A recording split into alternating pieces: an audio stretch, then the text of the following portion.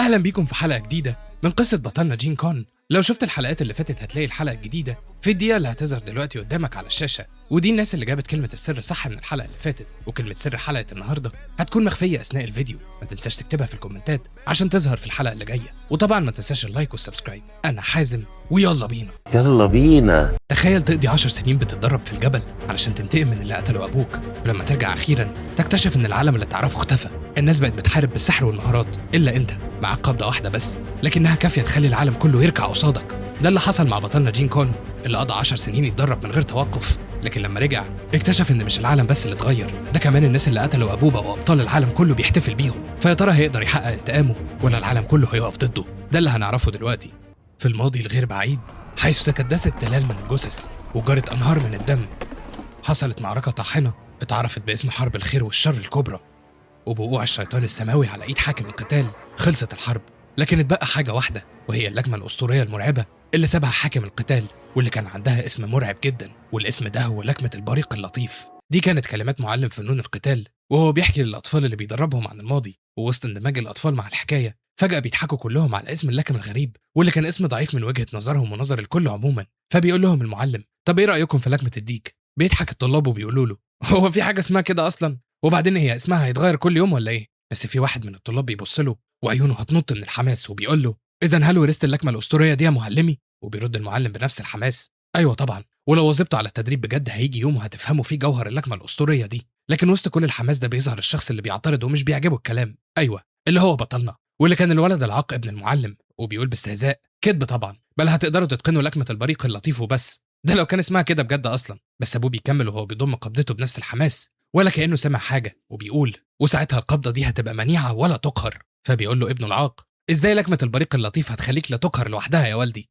انت عمال بتقول وعود فاضية كل يوم وخلاص. لكن ابوه بيضحك وبيقول له: انا بقول الحقيقة. فبيقول له ابنه بغضب: لو كلامك كان حقيقي احنا ليه موجودين في قاعة تدريب في حجم حبة الرز في قرية نائية وسط الجبال؟ هل معقول تكتفي بتدريب الأطفال هنا؟ بيضحك ابوه بصوت عالي ساعتها ولا كأنه كان بيقول نكتة، وبيقول له: بل معقول جدا. وبيبدأ يستعرض عضلاته بعدها وبيقول: فقبضتي دي لا تقهر وتلاميذي لطفاء. وبيكمل بتوتر وصوت واطي: وابني ولد طيب. رغم اعتراضه الدايم بيتعصب بطلنا لدرجة انه بيبدأ يدمع وبيقول له بغضب: طب وليه بتوطي صوتك وانت بتتكلم عني؟ بيرجع ابوه يعلي صوته مرة تانية وبيقول: ما علينا، ايه اللي انا هكون عايزه اكتر من كده؟ بس طبعا السعادة دي مش بتدوم لوقت طويل زي المتوقع. وبيقول بطلنا: لكن والدي اللي كان بيتباهى بقوته التي لا تقهر وقع قصادي وهو عاجز. وبنشوف بطلنا وهو مستخبي ورا باب وبيبص على ابوه اللي بيتعرض للطعن في كل جسمه، لكنه بيبتسم بحماس بالرغم من ده وبيقول: عشبة الموت المحتم، شوية صغيرين منها كفاية عشان تخلص على أي حد. أنا كنت فاكر إنها انقرضت من زمان. برافو عليكم إنكم عرفتوا توصلوا لعشبة نادرة بالندرة دي. وبيظهر ساعتها 4 أشخاص قصاده واللي كانوا بيحاولوا يقتلوه، وأول واحد هو جين أم، والتاني جيوك يون، والتالتة يوك وان، والرابع وانج باي. بيصرخ أبو بطلنا بغضب ساعتها وبيقول لهم: للدرجة دي الطمع عمى قلوبكم وانتوا بتجروا ورا القوة دي؟ لو معلمنا شاف المشهد ده كان زمانه قام من قبره من كتر الغضب. فبيقول له جين ام بغضب: ازاي اتجرأت على انك تجيب سيرة العجوز حاكم القتال قصادي؟ لكن ابو بطلنا بيتجاهله وبيقول لهم: مهما عملتوا مش هتوصلوا للي انتوا عايزينه ابدا، فالقوة اتورثت بالفعل.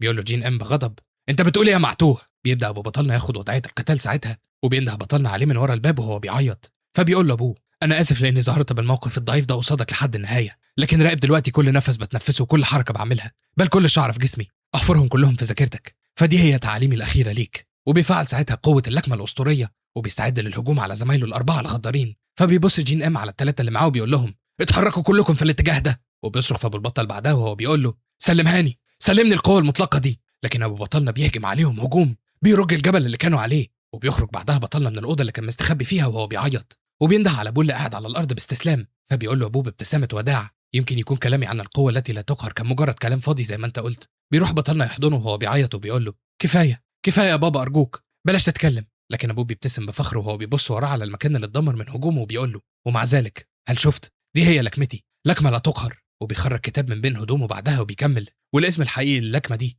هو جوهر اللكمة المطلقة. وبيمد الكتاب ناحية ابنه وبيقول: فن القتال النهائي اللي بيجمع كل أساليب اللكمة اللي في العالم، قوة بتستيقظ بصور مختلفة في كل شخص، وصاحبها هو اللي بيديها اسمها. وحاليا بدأ توريث اللكمة دي بالفعل، وأنا متأكد إن ابني الفخور هيقدر يتقنها. وبينده عليه النداء الأخير بعدها وبيقول له: يا جين كون، دور على لكمتك الخاصة. وللأسف بيموت بعدها. فبيقول جين كون: وبالشكل ده لحمايتي ولحماية اللكمة اللي فضل يقول عليها منيعة، سلم والدي روحه وسابني اتحمل تقل اللكمة اللي ورثتها جوايا وكتاب فنون قتالية سري مخفي بين هدومي. ورغم تضحية أبو جين كون، لكن للأسف ال4 اللي حاولوا يقتلوه قدروا يهربوا ويحافظوا على حياتهم. وبنشوف جين ام وهو بيضغط على اسنانه بغضب وبيقول: جين مو يا وقت، انت كنت عايز تاخدنا معاك للهلاك. فبتقول له يوكو وان: لولا مهاره الاخ التاني في تقنيه الخفه كنا متنا كلنا. وبيقعوا كلهم على الارض بعدها بجسمهم اللي مليان جروح. وبتكمل يوكو وان وبتقول: ايه الرعب ده؟ هو عمل كل الدمار ده بخربوش بسيط؟ بيقول لهم جين ام: دوروا على تلاميذ جين مو وابنه، خلصوا عليهم كلهم. بيستغرب جو كيون وبيقول له: ايه؟ طب ليه؟ بيرد جين ام بنبره مليانه بالشر والغضب: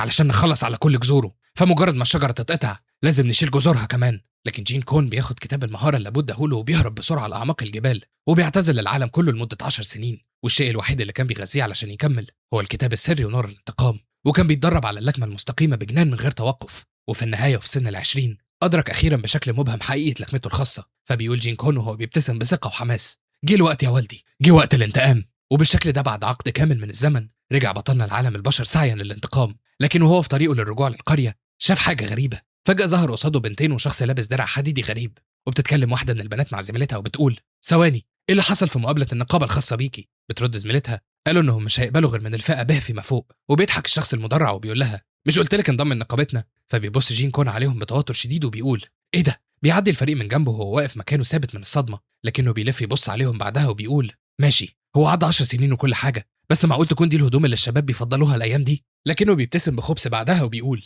يمكن يكون العالم اتطور للافضل، بس الاهم من ده لو انا فاكر صح فقريه الفنون القتاليه كانت موجوده هنا. وبيبص على المكان اللي يقصده وقتها وبيلاقي مباني وابراج غريبه. فبيقول: هما بيقولوا ان الجبال والانهار بتتغير في 10 سنين، بس هو ده تغيير ولا العالم كله اتقلب ولا ايه بالظبط؟ وفجاه بيشوف راجل عجوز معدي من جنبه، فبينده عليه بسرعه وبيقول له: معلش يا حاج، كنت عايز اسالك عن حاجه كده، ايه اللي حصل للقريه دي؟ فبيقول له العجوز باستغراب: ايه؟ انت تقصد ايه؟ بيقول له جين كون: اقصد هدوم الناس والقريه كلها شكلها غريب جدا. فبيقول له العجوز: هو انت عشت حياتك كلها في الجبال ولسه نازل من هناك ولا ايه؟ انت ما تعرفش البوابه؟ بيقول له جين كون بصدمه: بوابه؟ بوابه ايه يا حاج؟ بيرد الحاج: البوابه اللي بتفتح على عوالم تانية دي. انا بتكلم عن المعركه اللي حصلت من 10 سنين ضد مخلوقات نزلت من ثقوب انشقت في السماء فجاه. ففي البدايه ظهر ثقب عملاق وبدات طاقه غريبه تخرج من الشق السماوي ده، وتحولت الحيوانات والنباتات اللي شربت الطاقه دي لاسوأ الكائنات.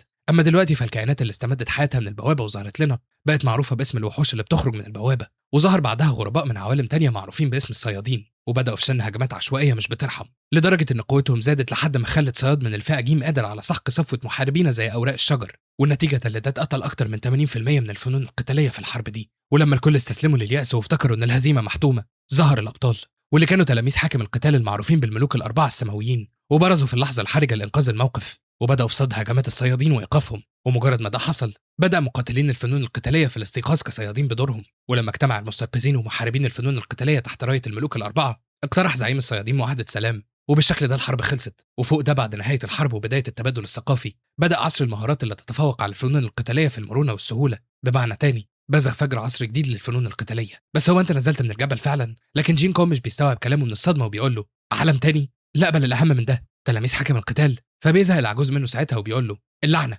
انصحك تقرا الجرايد على الاقل من وقت للتاني. وبيسيبه وبيمشي. بيفضل جين كون واقف مكانه وهو مصدوم وبيقول: اعدائي اللي قتلوا والدي بقوا ابطال، ايه اللي بيحصل هنا؟ وفجاه بتخبط بنت فيه وهي ماشيه فبتطلعه من افكاره، وبتعتذر البنت على اللي حصل بعدها وبتكمل طريقها. فبيقول جين كون: مفيش مشكله. وبيبص عليها وهي ماشيه وبيقول في نفسه: هدومها مكشوفه جدا، بس الاهم من ده عشان افهم اللي حصل في العالم خلال ال10 سنين دول لازم اجمع المعلومات الاول. كده وجهتي الاولى هي الحانه. بيحط ايده في جيبه بعدها علشان يخرج الفلوس وبيقول: انا حطيت فين العملات الحديديه اللي احتفظت بيها؟ يعني كل الشقلبه اللي حصلت دي والفلوس هتفضل هي يعني؟ مش عارف يعني، يمكن، الله اعلم. المهم لكنه بيتصدم لما مش بيلاقيها وبيقول: اختفت، انا كنت مخبيها بين هدومي. لا، وكمان الكتاب السري اختفى برضه. معقول انها البنت اللي خبطت فيه دي هي اللي نشلته؟ المهم يعني. وبنشوف ساعتها البنت اللي خبطته وهي ماشيه بكل ثقه وبتقول: خباه في اعمق نقطه بين هدومه، انا كنت فاكراه كنز عائلي عالي. وبتبص على الكتاب بقرف بعدها وبتقول: إيه الريحه المعفنه دي؟ هو وقع في الزباله ولا ايه؟ وبنعرف وقتها ان البنت دي صياده لسه من الفئه دال واسمها أليس. وفجاه وهي واقفه تبص على الكتاب بقرف بتلاقي حد بيقول لها: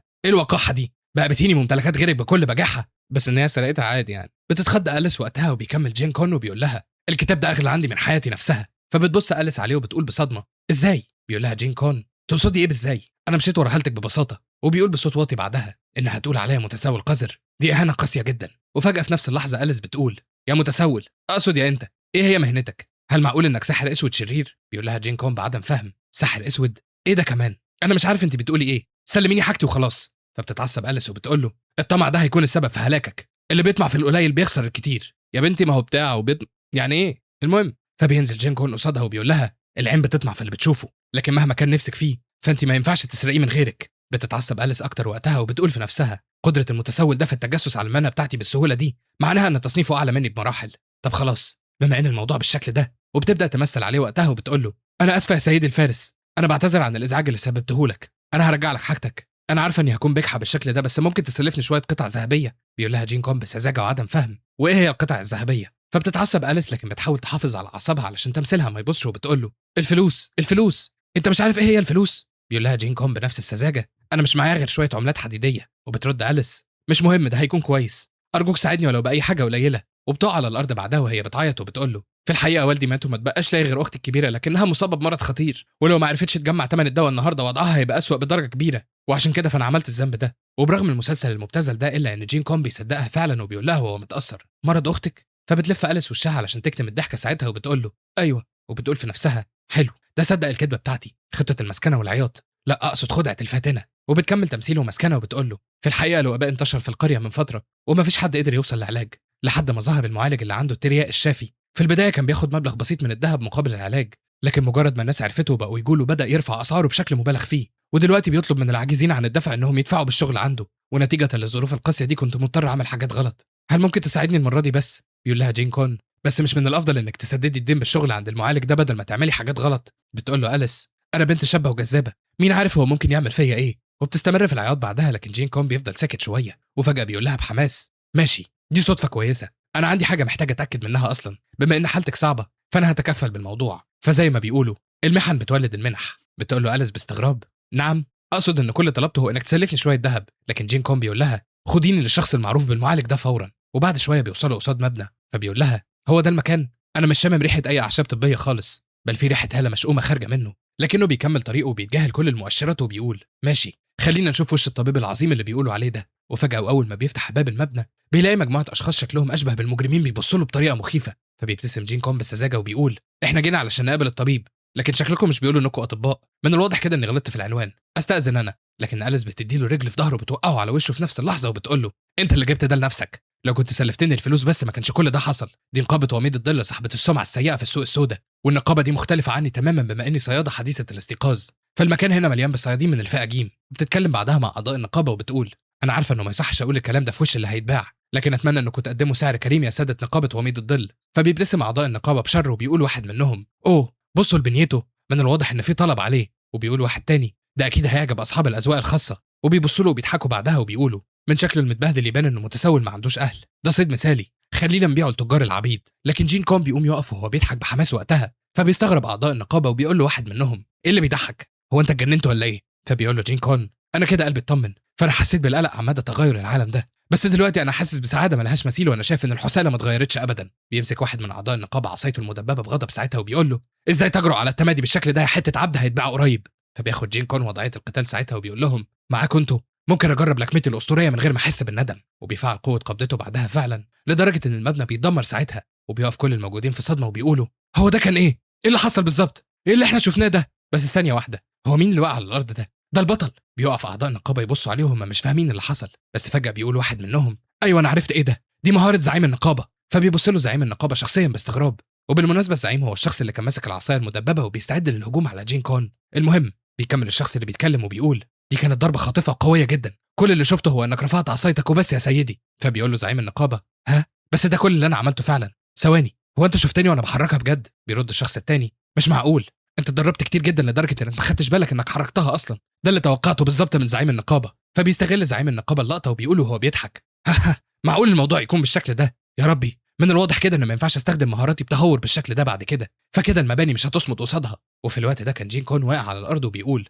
ده شيء محير جدا، وبيبدا يفتكر اللي حصل من شويه لما فعل قوه لكمته، بس فجاه شاف ولدين صغيرين بيلعبوا كوره قصاد المبنى. فقال جين كون في نفسه لو وجهت لكمتي هنا ساعتها المنطقه كلها هتتدمر، لكن مجرد ما اللكمه بتخرج مفيش طريقه علشان ترجع، كل اللي ممكن اعمله هو اني اغير مسارها. وفجاه لف ايده بسرعه وضرب نفسه بدل ما يضرب زعيم النقابه علشان يحمي الولدين، وحصل بعدها اللي شفناه من شويه. فبيبتسم جين كون لما بيفتكر وبيقول مثير للاهتمام، القوه مش كل حاجه برضه مش كده؟ بيروح اتنين من اعضاء النقابه علشان يمسكوه وقتها، فبيستغربوا من كلامه وبيقول واحد منهم هو العبيط ده بيخرف بيقول ايه؟ بيرد التاني شكله كده اتجنن بعد ما شاف مهاره زعيم النقابه، وبيقول لهم زعيم النقابه يلا بسرعه عالجوا جروحه. فاحنا عايزين نبيعه بكره في سوق العبيد. بيعدي الوقت لحد ما الليل بيدخل، وبنشوف ساعتها جين كون وهو قاعد في السجن مع مجموعه اشخاص مخطوفين. فبيقول في نفسه لو استمريت بالشكل ده فانا هصيب الابرياء بالاذى، ازاي اكبح قوه قبضتي. وبيقول بصوت عالي بعدها لو فكرت في الموضوع فاحنا لسه ما عرفناش نفسنا، مش كده؟ اسمي هو جين كون. بيبص بطرف عينه وراه ساعتها ناحيه أليس اللي بتعرفه بنفسها برضه. فبيبتسم جين كون وبيقول أليس، هو مش ده اسم غريب برضه؟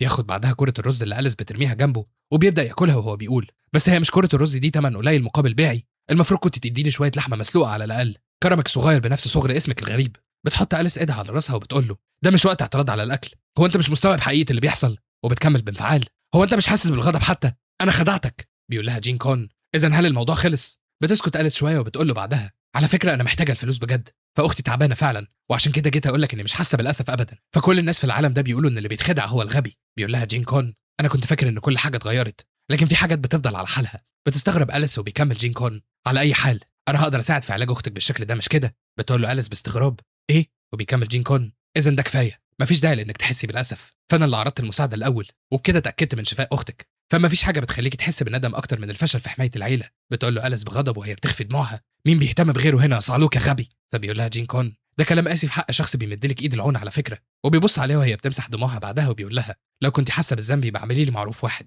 انا عايزك تحفظي الكتاب اللي كان معايا فانا هرجع اخده منك قريب. بتقول له أليس وهي ماشيه ماشي انا هحتفظ بيه، بس خلي بالك ريحته وحشه وعشان كده مش هسيبه معايا وقت طويل، وعشان كده برجع بسرعه. وتاني يوم الصبح بيتحرك اعضاء نقابه وميض الظل مع المساجين اللي في العربيه، وبيقول واحد منهم وهم ماشيين الغابه دي بتخلي الانسان يقشعر حتى في عز النهار، ليه فرعنا موجود في وسط اللامكان؟ بيقول له زميله يا غبي اكيد عشان نتجنب جمعيه الصيادين، فاحنا بنشتري العبيد وبنبيعهم بشكل غير قانوني، ولو اتكشفنا هنروح في داهيه، وبالرغم من ده فدي محميه وحوش من الرتبه بي ومفيش اي حياه هتكفينا لو اتكشفنا. وبعد شويه بيوصلوا للمكان المطلوب وبيخبط واحد من الحراس على باب العربيه اللي فيها المساجين وبيقول يلا يلا بلاش تتلكعوا يلا اخرجوا. فبيتمطع جين كون اللي كان نايم وبيقول بتعب ايه الدوشه دي كلها؟ وبيظهر شخص هناك ساعتها وبيقول اذا العبيد الجدد وصلوا؟ بيقول له واحد من الحراس ايوه وفي حاله كويسه كمان، فهم قالوا ان نقابه وميض الظل رمت لنا عبد ضخم وعنده بنيه قويه بشكل خاص المره دي. بيقول له الشخص التاني اوه بجد عبد ضخم وقوي البنيه، انا متحمس ان اشوفه. وبيظهر ساعتها الشخص اللي كان بيتكلم واللي كان راجل قصير شكله وحركاته مريبه زي ما واضح، والراجل ده هو تاجر العبيد.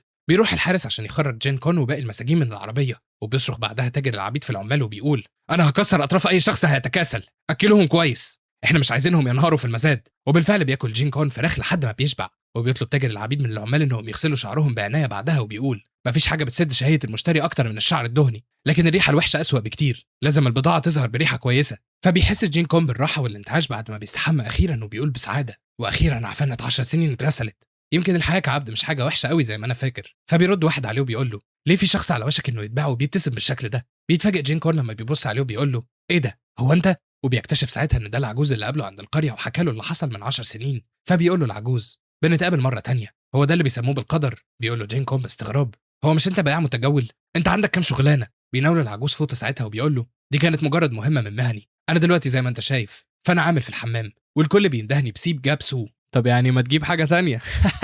انا اسف. المهم لاني بشتغل دايما اكتر من 10 شغلانات غريبه مختلفه وهكون مبسوط لو قلت لي سيب جاب سو انت كمان. فبيعرفوا جين كون باسمه هو كمان وبيقول له العجوز سيب باسف بعدها، مع ذلك ده شيء مؤسف. بيستغرب جين كون وبيقول له انت تقصد ايه؟ فهم بيغسلوني وبياكلوني، من الواضح ان المكان ده مش وحش. فبيقول له العجوز مجرد ما الاستحمام ده يخلص اللي مستنيك هيكون، لكنه مش بيلحق يكمل وفجاه باب الحمام بيتفتح وبيظهر واحد من الحراس وبيقول باستغراب ها انتوا لسه مش جاهزين ليه عشان نختمه؟ وبيظهر واحد من المساجين اللي كانوا مع جين كون في الاوضه اللي جنبهم ساعتها، وفي مجموعه من اعضاء النقابه بيحرقوا جسمه بالختم الحديدي. فبيبدا جين كون يلبس هدومه مره تانية ساعتها وبيقول له الحارس باستغراب انت بتعمل ايه؟ ليه بتلبس هدومك مره تانية؟ بيبتسم جين كون بكل سذاجه وقتها وبيبعد ايده الاثنين عن بعض لحد ما بيكسر الكلبشات وبيقول له لا معلش انا هتخطى موضوع الختم ده. وبيكمل لبس بكل بساطه وهو بيقول فجسمي هدايا من والدي ومش هينفع اسمح باي اذى ممكن يتعرض له الجسم الغالي اللي هو اداهوني، مش كده برضه؟ بيمسكوا الحارس من كتفه بصدمه وبيقول ايه ده القيود ازاي؟ وبيصرخ بعدها وبيقول له كفايه كلام فاضي واقعد. لكن جين كون بيتحرك فجاه وبيفقد الحارس توازنه ساعتها،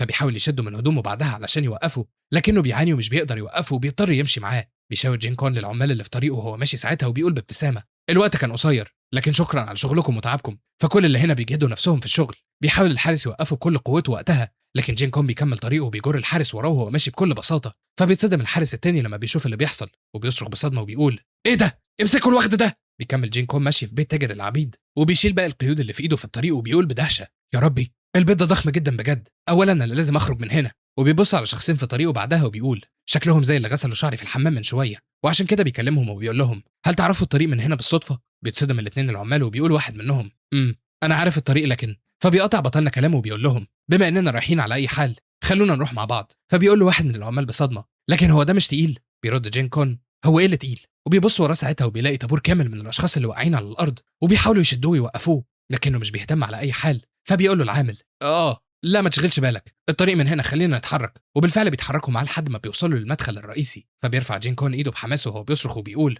واو المكان ده ضخم بشكل ما يتصدقش. بس فجأة بيلاقي تاجر العبيد قصاده مع مجموعة كاملة من الحراس وبيقول له مفيش فايدة من الهروب. هاها انا كنت عارف ان ده هيحصل عاجلا او اجلا، ما ينفعش تكون تاجر عبيد لو ما توقعتش حاجة زي دي على الاقل، واستعدادا للموقف ده بالذات فانا اجرت صياد من الرتبة سي. وبيشاور على شخص جنبه وبيقول ده السيد ميونغ تشونج من عشيرة سيول. فبيبدأ ميونغ تشونج يتكلم وقتها وبيقول بكل ثقة اختصار انجازاتي كمجرد صياد من الرتبه بي مش هيكون كفايه تماما، اما عني فانا ذخر عشيره سيول، راجل مسك الفرشه من اللحظه اللي اتولد فيها. وفجاه الصوت بيختفي وبيطير شويه دم على خد تاجر العبيد اللي كان واقف جنبه في نفس اللحظه. فبيبص التاجر جنبه وهو بينده على ميونغ تشونج، لكنه بيكتشف ان ميونغ تشونج بقى في بطن دب ضخم ظاهر فجاه قبل ما يكمل التفاخر بنفسه حتى. وبنعرف وقتها ان الدب ده كان وحش من الرتبه بي واسمه حاكم الجبل. ومجرد ما تاجر العبيد بيشوفه بيجري ناحيه جين كون والباقيين بسرعه وهو بيعيط وبيصرخ من الخوف وبيقول انقذوني وحش. فبيقول واحد من الحراس بصدمه ده خلص على صياد من الرتبه سي بضربه واحده، الوحش ده من الرتبه بي على الاقل، خلاص كده تم القضاء علينا. وبيبدا كل الموجودين في الجري بعدها وهم بيصرخوا وبيقولوا انفدوا بجلدكم. لكن طبعا محدش بيفضل واقف مكانه يتامل الوحش الا بطلنا جين كون. وبعد ما بيبص على جسم الوحش كويس بيقول هو ده وحش، بنيته شكلها غريب. بيتحرك الوحش للهجوم عليه ساعتها لكنه مش بيتحرك من مكانه حتى وبيقول بكل هدوء بالمناسبه يا ترى البنت دي اخدت بالها من كتابي كويس؟ بيعدي الوقت وبالليل بنروح للمدينه وبنشوف أليس وهي ماشيه في الشارع، بس فجاه بتقف وبتقول في نفسها باحباط انا وعدتها اني هجيب الدواء النهارده. وكالعاده بيظهر جين كون فوق واحد من المباني من وراها ساعتها وبيقول استني على مهلك، هل حافظتي على كتابي في امان؟ فبتترعب أليس وبتبص عليه وهي بتصرخ وبتقول له فزعتني، انت ليه مصمم تظهر من فوق دايما؟ ثواني الاهم من ده انت هربت بجد؟ لا واخد بريك هو، مش عارف ايه الهبل ده والله بس يعني ماشي. المهم فبيفتكر جين كون اللكمه اللي اداها للدب وطيرت نص جسمه مع الجبل اللي وراه وبيقول لها لا هم اخلوا سبيلي وبس. بينزل يقف قصادها بعدها وبيقول لها على اي حال ايه اخبار مرض اختك؟ وفجاه بيسمعوا صوت كحه قويه من بيت جنبهم. فبتفتح أليس الباب بسرعه وهي بتنده على اختها وبتسالها اذا كانت بخير. بتقول لها اختها وهي بتكح انا قلت لك ترجعي للبيت بدري. فبتقول لها أليس بقلق بلاش تتكلمي. وبيدخل جين كون ساعتها وبيقول انا عارف ان ده مش انسب وقت للسؤال لكن كتابي فين؟ فهو كتاب مهم جدا بالنسبه لي. فبتقول له اخت أليس اوه احنا عندنا ضيف، انا يونغ سوهي اخت أليس الكبيره، اتمنى انك تعذرني على استقبالك وانا قاعده فصحتي مش كويسه. بيبص جين كون عليها بصدمه ساعتها وبيحس بهاله غريبه منها وبيقول في نفسه ايه الطاقه دي؟ هي دي فنون قتاليه؟ لا اظن انها غريبه على ده، دي طاقه بغيضه. وبتتكلم أليس ساعتها وهي بتعيط وبتقول انا اسفه لاني ما قدرتش اوفي بوعدي، فهم سرقوا كل حاجه، الفلوس المخصصه لشفاء مرض اختي وحتى الكتاب اللي طلبت مني حمايته، الاواخد دول اخدوا كل حاجه مني. وبنرجع بالوقت شويه ساعتها وبنشوف أليس وهي بتقع على الارض وبيقف قصادها رئيس نقابه وميض الظل وبيقول لها تكلفه الدواء اللي جبته لك المره اللي فاتت كان 500 قطعه ذهبيه والفوائد 1300 قطعه ذهبيه، ده غير 700 قطعه ذهبيه كرسوم معالجه اضافيه، لو شلنا كل ده هيتبقى لك 30 قطعه ذهبيه وبس، ده هو نصيبك المقدر. وبيرمي جنبها كيس فيه 30 عمله ساعتها. فبتبص أليس عليهم بغضب وبتقول انت مخادع جشع دنيء. وبتبص على شويه حاجات كانوا تحت الشجره ومن ضمنهم الكتاب بتاع جين كون وبتقول له على الاقل اسمح لي اخد حاجتي اللي هناك. لكن زعيم النقابه بيقول لها بقله صبر وليه بتعتبريها حاجتك الخاصه على الرغم من ان صاحبها الحقيقي موجود وخاضع بين ايدي بالكامل دلوقتي، هو انت غبيه للدرجه دي ولا ايه؟ وبيضحك اتنين من اعضاء النقابه ساعتها وبيقول واحد منهم بحماس ايوه ده صحيح مش كده يا رئيس النقابه؟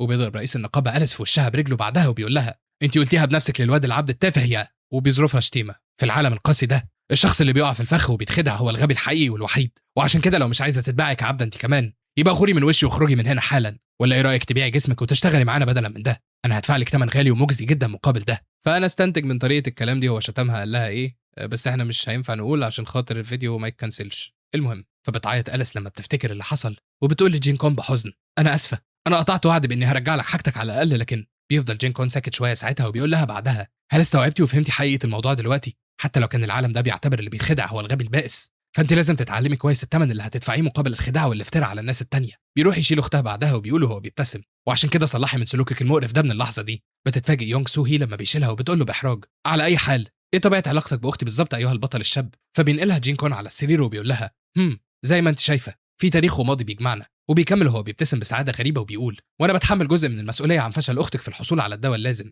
لكن ما تقلقيش خالص انا هروح مع اختك علشان نجيب لك الدواء بكل تاكيد. بتقول له يونغ سو هي باحراج: اذا هل ممكن ائتمنك على سلامه اختي واسيبها في رعايتك ايها البطل الشاب؟ بيقول لها جين كون: ايوه طبعا، لكن اوعديني بحاجه واحده بس في المقابل، انا هرجع قريب جدا، وعشان كده تاكدي انك ما تستسلميش لمرضك. وبيتحرك بعدها وبيقول لأليس: ودلوقتي خلينا نتحرك من غير تاخير. بتبص له أليس باستغراب وبتقوم وراه بسرعه. فبيقول لها جين كون بكل ثقه: خلينا نرجع فلوسك وكتابي الغالي. بتاخده أليس لمبنى في المدينه بعدها. فبيقول لها جين كون: ايه، هو احنا مش هنروح للمبنى الفاخر اللي رحناه الظهر وموجود فيه رجاله نقابه وميض الظل العجيبه دي؟ بتقول له أليس: اللي قصادك ده مجرد باب خلفي سري بيوصل لمقرهم الرئيسي الحقيقي، فهم بيتظاهروا بشطاره انهم نقابه عاديه ونظاميه تماما في عز النهار، لكن في الليل بيتحول المكان ده لاشهر حلبة قمار غير قانونيه ومشبوهه في السوق السوداء كلها. وبعد ما بيدخلوا للمبنى بيظهر المكان بنفس الشكل اللي بتقول عليه. فبتمد أليس وشاح لجين كون ساعتها وبتقول له: بما اننا بنتسلل في السر لجوه، فاحنا محتاجين نبذل شويه مجهود على الاقل في تغطيه وشنا والبعد عن الانظار. وبعد ما بيتنكروا بتقول له: اشهر لعبه قمار طاغيه وذات شعبيه موجوده هنا. وبتشاور له بعدها على حلبة قتال وبتقول له: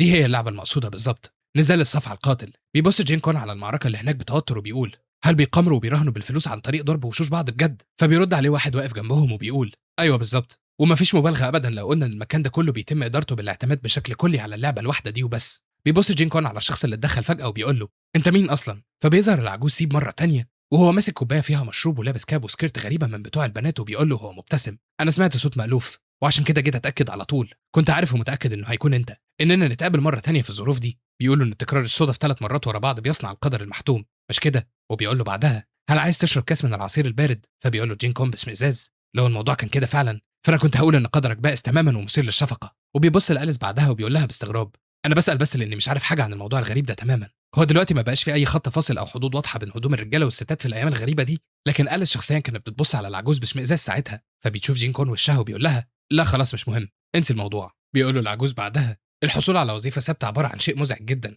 اصل ما فيش هنا خرز سحري او جرم روحي، عموما ده وضع مريح. المهم خليني اكمل لك الشرح. وبيشاور تحتهم بعدها وبيقول له: هل شايف الساحه اللي هناك؟ في هناك 2 منافسين في مواجهه بعض قصاد الترابيزه، والاتنين دول بيتبادلوا الضرب بالقلم بالتناوب. لو الشخص اللي اتضرب فضل صامت في مكانه وما وقعش على الارض، دوره بيجي فورا في الهجوم والرد بالمثل، ولو ما قدرش الشخص التاني من تجنب الضربه ووقع على الارض، ساعتها بيخسر النزال والرهان كليا زي ما انت شايف قصادك. بيقول له جين كون: اها، اذا هما بيقامروا بمبالغ ضخمه والفايز في النهايه بيستولي على كل حاجه وبياخدها؟ بتقول له أليس: ايوه بالظبط، لكن انسى تماما المشاركه او التفكير فيها حتى، فممكن النهايه تبقى جثه هامده وتموت لو ما كنتش واخد بالك وصح كويس. وبيظهر ساعتها زعيم نقابه وميض الظل وهو بيضرب واحد من المشاركين وبيوقعه على الارض. فبيهتف المعلق وبيقول: زي المتوقع تماما من البطل الصامد، صفعه مدمره قويه جدا من رئيس نقابه وميض الظل المرعب، فهو اطاح بالمتحدي القوي اللي كان عنده سلسله انتصارات متتاليه بضربه واحده خاطفه وقاضيه بس. بيضحك زعيم النقابه ساعتها وبيقول بثقه: مفيش اي وغد اقوى من كده في المكان المليان بالرجاله ده، اي شخص عنده الجرأه والشجاعه الكافيه يلا تعالى للساحه فورا، اوعوا تفوتوا فرصتكم الذهبيه علشان تكسبوا ثروه ضخمه الليله دي. وبنعرف ساعتها ان رئيس النقابه كان صياد من الرتبه بي واسمه ناهان داي. فبيتعصب جين كون لما بيشوفه وبيقول: الوغد المتغطرس ده زعيم النقابه، ده معناه ان هو اللي استولى على كتابي الغالي بكل تاكيد. وبيقول بعدها: بما ان الموضوع له علاقه بالقمار والرهانات، فانا هحتاج فلوس كتير علشان انضم وادخل النزال بكل تاكيد. وبيبص لأليس وبيقول لها: هل معاكي شويه فلوس زياده دلوقتي؟ فبتبص له أليس باستغراب وبيقول لها جين كون فورا: خلاص انسي الموضوع. بيبص بعدها للعجوز سيب، فبيحس العجوز بالتوتر وقتها، وبيروح جين كون يحط ايده على كتفه وبيقول له: مش انت قلت ده من شويه؟ من الواضح ان متقدر لنا نتقابل ونتجمع مع بعض، ده هو القدر. بيقول له العجوز بتوتر: انت عارف ومتاكد ان شكلك في اللحظه دي زي قطاع الطرق المبتزين بالظبط بنظراتك دي، مش كده؟ فبيبص له جين كون في عيونه وبيقول له بطريقه مرعبه: لكن هي مش دي شكلها عيون بائسه ومثيره للشفقه المتدرب مبتدئ بيطلب العون والمساعده من خبير عظيم؟ فبيضطر العجوز يسلفه الفلوس وبيقول له وهو بيعيط: ده مش ابتزاز او سرقه تماما، انا ببساطه برعى وبدعم متدرب واعد عنده مستقبل مشرق وباهر. وبياخد جين كون الفلوس ساعتها وبيتحرك للحلبه وهو بيبتسم بشر. وبيقول زعيم النقابه مره تانية: اي شخص عايز يجمع فلوس كتير بسرعه يتحرك للساحه دلوقتي، لو ما كانش معاك الفلوس الكافيه للمراهنه فراهن بعيلتك، انا هقبل زوجاتكم وبناتكم واي حاجه غاليه معاكم. وبيقول المعلق بحماس: الهيمنه والسطوه المطلقه للبطل الصامت بتتكلم بوضوح، هل هتكون مساله النصر في الليله الحافله دي من نصيب البطل مره تانية من غير منازع؟ فبيقول جين كون ساعتها: هل ممكن اشارك واخد النزال انا كمان طالما اني هراهن بفلوسي؟ وبيرمي كيس من الفلوس قصاد زعيم النقابه بعدها وبينزل يقف قصاده. فبيقول المعلق بحماس: اوه، ظهر متحدي جديد تماما في الساحه في اللحظه دي. بيشيل جين كون الوشاح من على وشه ساعتها وبيتفاجئ زعيم النقابه لما بيشوفه وبيقول: هو مش ده العبد التافه اللي اتباع وخلصنا منه قبل كده؟ فبيقول له جين كون: هل انت الوغد اللي معاه كتاب الغالي واستولى عليه من غير اي وجه حق؟ بيضحك زعيم النقابه ضحكته المستفزه ساعتها وبيقول له: معقول ان حته زباله زيك قدر يهرب ووصل لحد هنا؟ فبيستغرب المعلق وبيقول له: ايها البطل الصامد، ازاي هنقدر نحدد بدقه مين هيبدا بالهجوم وتوجيه الصفعه الاولى؟ بيقول له زعيم النقابه بعجرفه: قولوا للعبد الهزيل والتافه والمقزز ده يصفعني ويوجه لي الضربه الاولى زي ما هو عايز ويورينا قوته. تعالى دلوقتي ومن غير خوف، وجه ضربتك هنا بالظبط، هنا تماما على وشي. فبيتحمس كل الموجودين وتحديدا اعضاء النقابه وبيقولوا: مجرد غبي مغفل وتافه، فهو بيقدم فلوسه وجسمه كتضحيه، في النهايه هيتم سحقه وبيعه كعبد مره تانية والتخلص منه للادي وبكل تاكيد. وبنعرف ساعتها ان طول الوقت اللي فات كان جين كون بيدور بجد وكفاح على طريقه فعاله للقتال، ومع ادراكه التام ومعرفته الواضحه في اعماقه بان قوته الهائله والمدمره للغايه ممكن تسبب اذى بالغ والم شديد للاشخاص الابرياء من حواليه، فهو كان بيسعى جاهدا وبكل قوته علشان يلاقي حل حاسم علشان يظبط قوته الطاغيه الثائره. طريقه الكبح؟ لا، بل السيطره المطلقه والتحكم الكامل والامن في طاقته المرعبه. وبيقول جين كون في نفسه: بيقولوا ان كل ما كان شكله هيئه القبضه القتاليه مثالي ومحكم ومصقول اكتر، كل ما تضاعفت القوى المدمره الناتجه عنها وزادت بشكل مرعب غير قابل للصد. لو كان تلويح ورمي قبضتي زي الاول بيدمر وبيسحب كل حاجه حواليا تماما وبيعمل فوضى عارمه، ايه اللي هيحصل لو عملت عكس ده تماما وبذكاء؟ وفجاه بيضرب رئيس النقابه كف على وشه بيخليه يقع لدرجه ان وشه بيدفن تحت البلاط من قوه الضربه. فبيبص كل الموجودين بما فيهم العجوز سيب وأليس على اللي بيحصل بصدمه وبيقولوا: هي دي مجرد صفعه عاديه وبسيطه؟ بيرد جين كون بثقه: لا، دي مش كده تماما، دي تقنيه واسلوب قبضه قتالي فريد تماما عملته وطورته بنفسي للتحكم في قوتي، واسمه قبضه طاقه التشي العظمى المشتته. اسلوب قتالي للقبضه بيفكك وبيفتت الطاقه العظمى الطاغيه بدقه بالغه وبيطلقها بعدها بوضوح. دي هي قبضه التشي العظمى المشتته. فبيرد عليه واحد بغضب: دي مجرد صفعه عاديه واضحه ومهينه جدا ايها الوغد المخادع. لكن جين كون بيتجاهله وبيبص للمعلق المصدوم وبيقول له: اذا انا فزت بالنزال مش كده؟ انا هاخد فلوس الرهان والجايزه دلوقتي ومن غير نقاش. بيقول له المعلق بصدمه: انت بتقول ايه؟ وبينفعل الجماهير اللي تبع النقابه ساعتها وبيقول واحد منهم: اسحبوا سيوفكم دلوقتي، حاصروا المكان يا رجاله، اوعى تسمحوا له يخرج او يمشي من الحلبه دي وهو عايش ابدا. بيبص لهم جين كون وهو بيبتسم بثقه وبيقول: في الحقيقه انا كنت محتاج اسالكم الاول عن مكان وجود حاجتي اللي اتاخد مني قبل ما تموتوا. لكنهم مش بيردوا عليه وبينطلقوا للقضاء عليه فورا. فبيرفع جين كون ايده ساعتها وبيقول: السيناريو ده ماشي بشكل مثالي جدا في صالحي وبيوفر عليا التعب.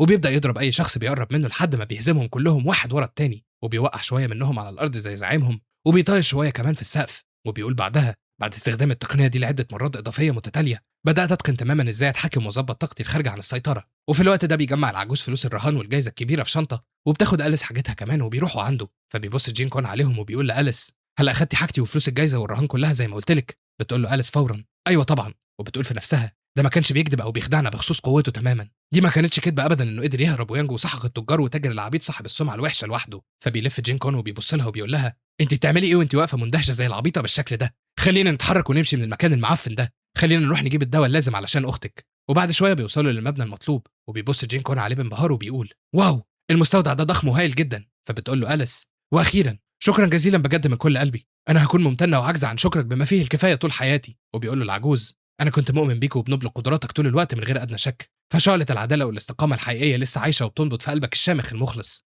بيقول لهم جين كون: ماشي، سيبونا من الكلام الفاضي ده وخلونا نتحرك دلوقتي من غير رغي زياده. ومجرد ما بيفتح باب المبنى بيشم ريحه غريبه وبيقول في نفسه بصدمه: دي نفس الريحه الكريهه المعفنه النفاذه. وبنشوف جين كون وهو بيفتكر ذكرياته وهو طفل لما كان موجود مع ابوه وهو بيستحمى في حوض مليان بالميه الغريبه. لكن جين ما كانش مستحمل الريحه الوحشه اللي هناك لدرجه انه كان بيرجع. فبيبص له ابوه بيقول له: انت حقيقي ابني من غير شك وعندك جيناتي، لكن الراجل الحقيقي المفروض يكون قادر على تحمل القدر البسيط ده من التعب على الاقل. لكنه مش بيلحق يكمل الجمله حتى وبيبدا يرجع هو كمان. فبيقول له جين كون: وانت والدي من غير شك برضه، فطباعنا وردود افعالنا متطابقه ومقرفه، لكن ايه اللي بيحصل هنا؟ انت ليه قاعد في وسط مستنقع من القاذورات والروائح المعفنه بكل اريحيه؟ فبيقول له ابوه: انت عارف ايه اكتر حاجه ابوك بيندم عليها اكتر من اي حاجه تانية في حياتي كمحارب عسكري؟ الندم الاكبر هو ان بسبب الريحه المعفنه المنفره دي فانا فشلت تماما في الوصول لرتبه الجسد المنيع والمحصن ضد كل السموم، يمكن لان حاسه الشم عندي حاده جدا واكتر حساسيه بمئات المرات مقارنه بالبشر الباقيين، فانا ما قدرتش اتحمل العفن والنتانه الطاغيه في الكهف ده. وفجاه بيخرج من حوض الميه بسرعه وهو بيسد مناخيره وبيقول: انا مش قادر اتحمل اكتر من كده، خلاص انا هموت من الخنقه بالشكل ده. فبيصرخ جين كون فيه ساعتها وبيقول له: الميه القذره دي بتطير عليا وبتغرقني بسبب حركتك، ليه عملت التصرف السخيف والمقرف ده من البدايه طالما مش هتقدر تتحمله؟ بيقول له ابوه: الريحه قويه جدا لدرجه تخنق، خلينا نمشي من المكان ده دلوقتي. وبنرجع مره تانية للحاضر، ومجرد ما جين كون بيشم الريحه اللي في المبنى بيقول في نفسه: دي نفس الريحه بالظبط، دي الريحه الخبيثه المألوفه والمخيفه اللي مش هقدر انساها ابدا. وبيظهر ساعتها شخص لابس وشاح وبيقول لهم وهو بيبتسم: ما كنتش متوقع ان هيكون عندنا ضيوف غرباء في الساعه المتاخره دي من الليل، هل جيتوا هنا عشان تشتروا العقاقير والادويه الطبيه؟ فبيقول جين كون في نفسه: دي هاله فنون وتقنيات السموم القاتله. بيقول الشخص اللي كان لابس وشاح واللي كان الصيدلي اللي بيعمل الدواء: في الفتره الاخيره زاد اعداد المرضى والوباء، وعشان كده بقيت اعالجهم بالليل برضه. مفيش حد مات لسه، لكن من الواضح برضه ان الوباء انتشر بالفعل في القريه كلها. بتتفاجئ أليس وبتقول له: معقول ان الاعداد وصلت للدرجه دي؟ فبيبتسم الصيدلي وبيقول: مع ذلك فمن حسن الحظ ان عندنا دواء بالفعل في العثور على المكونات الخاصه بيه، صعب الايام دي، زي جينسنج التلج وقفع الدم الازرق والاحمر وعسل النحل اليشمي. الاكسير المنقى من المكونات الثلاثه دول بيعمل حبه الين واليانج في عصر الموريم الجديد حتى من غير المكونات الاسمى.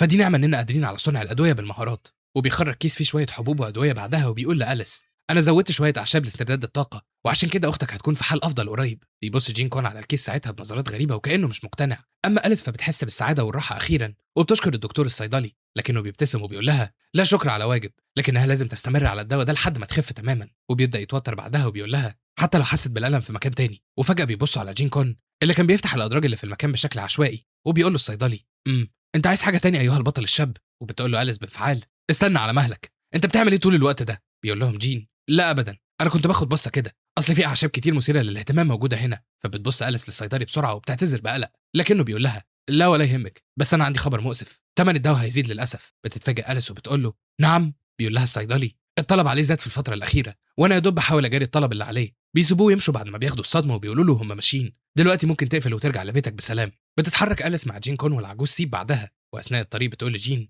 شكرا انا جبت الدواء بفضلك، بس انا كنت فاكره ان الفلوس دي هتكفينا شهر كامل، كده المفروض نعمل ايه في الاسبوع اللي جاي؟ بيسكت جين شويه ساعتها وفجاه بيروح ياخد كيس الدواء من ايدها وبيقول لها اعذريني لحظه بس. فبتتفاجئ أليس وبتقول له انت بتعمل ايه؟ بيقول لها جين انا بس محتاجه اتاكد من حاجه. وبيفتح كيس الدواء وبياخد منه حبه وبياكلها. فبتتصدم أليس وبتقول له انت عملت ايه؟ انت عارف سعر الحبه اللي انت اخدتها دي؟ بيقول لها جين كون بكل هدوء لا ابدا، اصل انا كنت بمد ايدي العون لشخص ما مؤخرا وعشان كده طاقتي بدات تخلص. فبتنفخ أليس بغضب وبتقول ده مجرد تضييع للفلوس. فبيناولها جين كون الكيس مره تانية وبيقول لها وهو بيبتسم بلاش تبقي بخيله بالشكل ده. وبيبص العجوز سيب عليه ساعتها بنظرات غريبه وفجاه بيفتح عينه بدهشه وبيقول في نفسه اوه. بترجع أليس والباقي للبيت واخيرا بتدي لاختها الدواء اللي كانت نايمه وبتبدا صحه اختها تتحسن بالفعل. فبتمسك أليس ايدها وبتقول لها بسعاده شديده يا حظي انا مبسوطه بجد. وبتبدا تعيط بعدها وبتنده على جين وبتقول له شكرا لانك قبلت طلبي الاناني، شكرا ليك بجد، شكرا جزيلا. وبتشكره اختها كمان وبتقول له بسعاده وامتنان ايها البطل الشاب انا بشكرك من اعماق قلبي، شكرا ليكم كلكم. بيقول لها جين على الرحب والسعه. وبيقول لأليس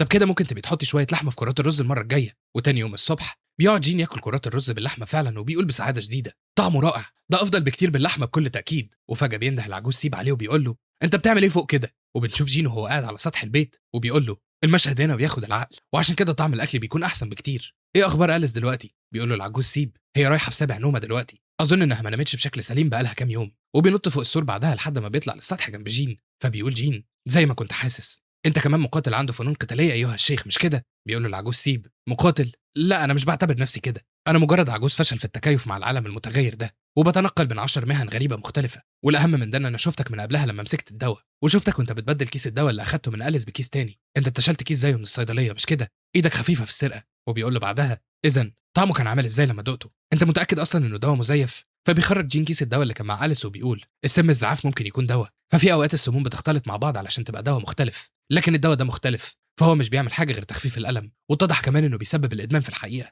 وعشان كده استبدلته بعشبه تانية من عند الصيدلاني من قبلها. بيقول له العجوز سيب انت عملت حساب اللي هيحصل بعدها، فدي هتكون فجعه قاسيه للطفله دي لو اكتشفت ان الدواء اللي كانت بتدي له اختها مجرد سم منقوع مساعدتهم على تجنب الياس. انت حقيقي بطل شهم. بيقول له جين كون انت مدحتني كتير، انت هو البطل الشهم هنا ايها الشيخ الجليل مش انا. بيقول له العجوز لما العمر بيتقدم بيك وسنك بيكبر فضولك ناحيه حاجات كتير بيختفي او بيقل، بس دلوقتي فانا بقيت مهتم بيك جدا. ان شاء الله الكلام ما يكونش رايح في حته مش حلوه، ان شاء الله يكون شايفه زي ابنه. المهم وفي نفس اليوم بالليل بنروح عند الصيدلي وبنشوفه هو بيخرج كيسه وبيديه لشخصين مقنعين وبيقول لهم اتفضلوا دي دفعه الشهر ده، انا حطيت فيها اكتر من المعتاد وعشان كده انا متاكد انك هتفرح بيها.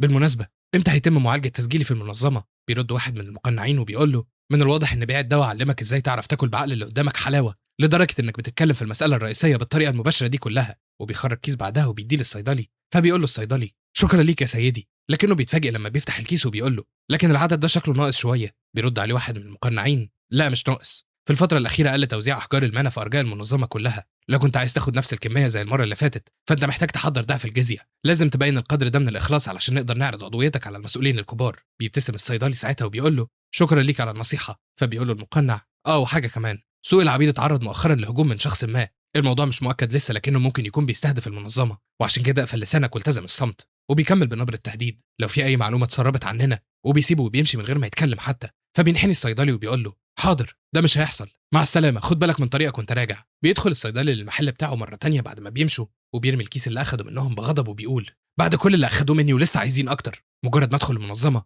انا هرد المهاره دي 10 اضعاف بل 100 ضعف. وفجأة بيلف وهو بيبتسم وبيقول اوه انا ما خدتش بالي ان عندنا ضيف بالفعل، انا اسف على سلوكي الغير لائق ده، من الواضح ان الدواء اللي انت اخدته من قبلها ما كانش كفايه لدرجه انك اتسللت مره تانية علشان تسرقه وتاكله في نص الليل. وبيظهر جين كون قصاده وقتها وهو ماسك كيس دواء وبياكل منه بكل هدوء، فبيقول له الصيدلي انت عارف انك لو اخدت اي دواء بتهور بالشكل ده ممكن يتحول لسم. لكن جين كون بيبتسم وبيقول له ما تقلقش فانا معدتي قويه. بيبتسم الصيدلي ابتسامه شريره وبيقول له طب حلو، عموما انا مش فارق معايا اللي هيحصل لك، اهم حاجه انك تدفع ثمن الدواء. بيقول له جين كون بس المره دي اظن ان انت اللي محتاج تدفع لي، فانا جبت لك دواء عالي الفعاليه مخصوص علشانك. بيستغرب الصيدلي ساعتها وبيقول له ايه انت تقصد ايه؟ بيخرج جين كون كيس دواء وبيقول له انا لقيت الدواء المثالي علشانك. وبيكمل وهو بيبتسم بخبث بالنسبه للنصاب فاكتر دواء هيكون فعال معاك هم شويه ضرب كويسين. بيبتسم الصيدلي وعيونه بتلمع بشر ساعتها وبيقول له ايها البطل الشاب احيانا التجاهل بيكون الدواء الانجح. وبيخرج بعدها مجموعه ابر بين صوابعه وبيرميها عليه فجاه وهو بيقول ده لو كنت عايز تحافظ على حياتك يعني. وبيستخدم مهاره اطلاق الابر السامه وهو بيرميهم ساعتها.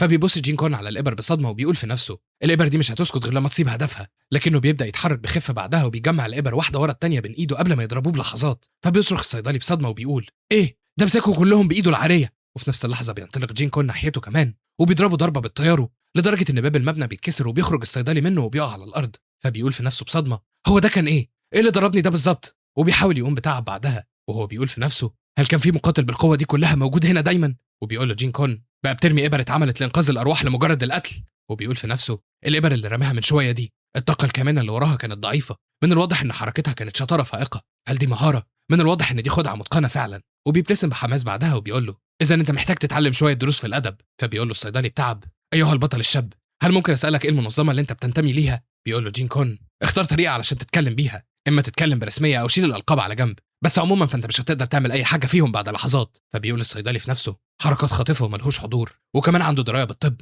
هل هو من فئه السفاحين؟ بس انا مش شايف اي خنجر او سلاح تاني في الحاله دي. وبيكمل بصوت عالي وبيقول له هل انت ملاكم؟ بيقول له جين انا ما عنديش فكره عن الملاكمين لكني جين كون. فبيقول الصيدلي في نفسه هو على الاقل من الرتبه بيه زيي او ممكن اعلى بكتير، بس لو كان ملاكم فالغلبه المطلقه هتكون ليا. وبيبدا يفعل مهاره سيل دم السم بعدها وبيهجم بسائل غريب على جين. فبيقول جين باستغراب ايه ده ريحته شبه ريحه المجاري بالظبط. وبيبدا يكح ساعتها وبيحط ايده على مناخيره بسرعه لكنه بيلاقي السائل المعفن ده بيحاوطه في كل مكان. وبيقول له الصيدلي بيقول ان قوه الملاكم موجوده في عينه وتنفسه، وده معناه ان الملاكم اللي بيتعمي وبيتخنق بيكون مجرد فقاعه متينه مش اكتر. وبينطلق للهجوم عليه بعد ما بيحاول يحجب رؤيته بالسائل وبيقول له بشر وانا هدي لك الشرف وهخليك تبقى اول واحد يشوف مهارتي الجديده مهاره دوامه السم. وبيهجم عليه بيها فعلا وبيقف يبص عليه وهو مبتسم بثقه، لكن الابتسامه بتختفي فجاه في نفس اللحظه وبتتحول لنظرات صدمه. وبيقول جين من العدل والانصاف انك ترد اللي انت بتاخده بحاجه زيها، وعشان كده فانا هوري لك اللي عندي انا كمان، وهو اسلوب القبضه الجديد اللي لسه متعلمه دلوقتي. وبيظهر جين وهو واقف قصاده وبيهجم عليه بقبضته لدرجه انه بيخترق كف الصيدلي بصوابعه من قوه الهجوم.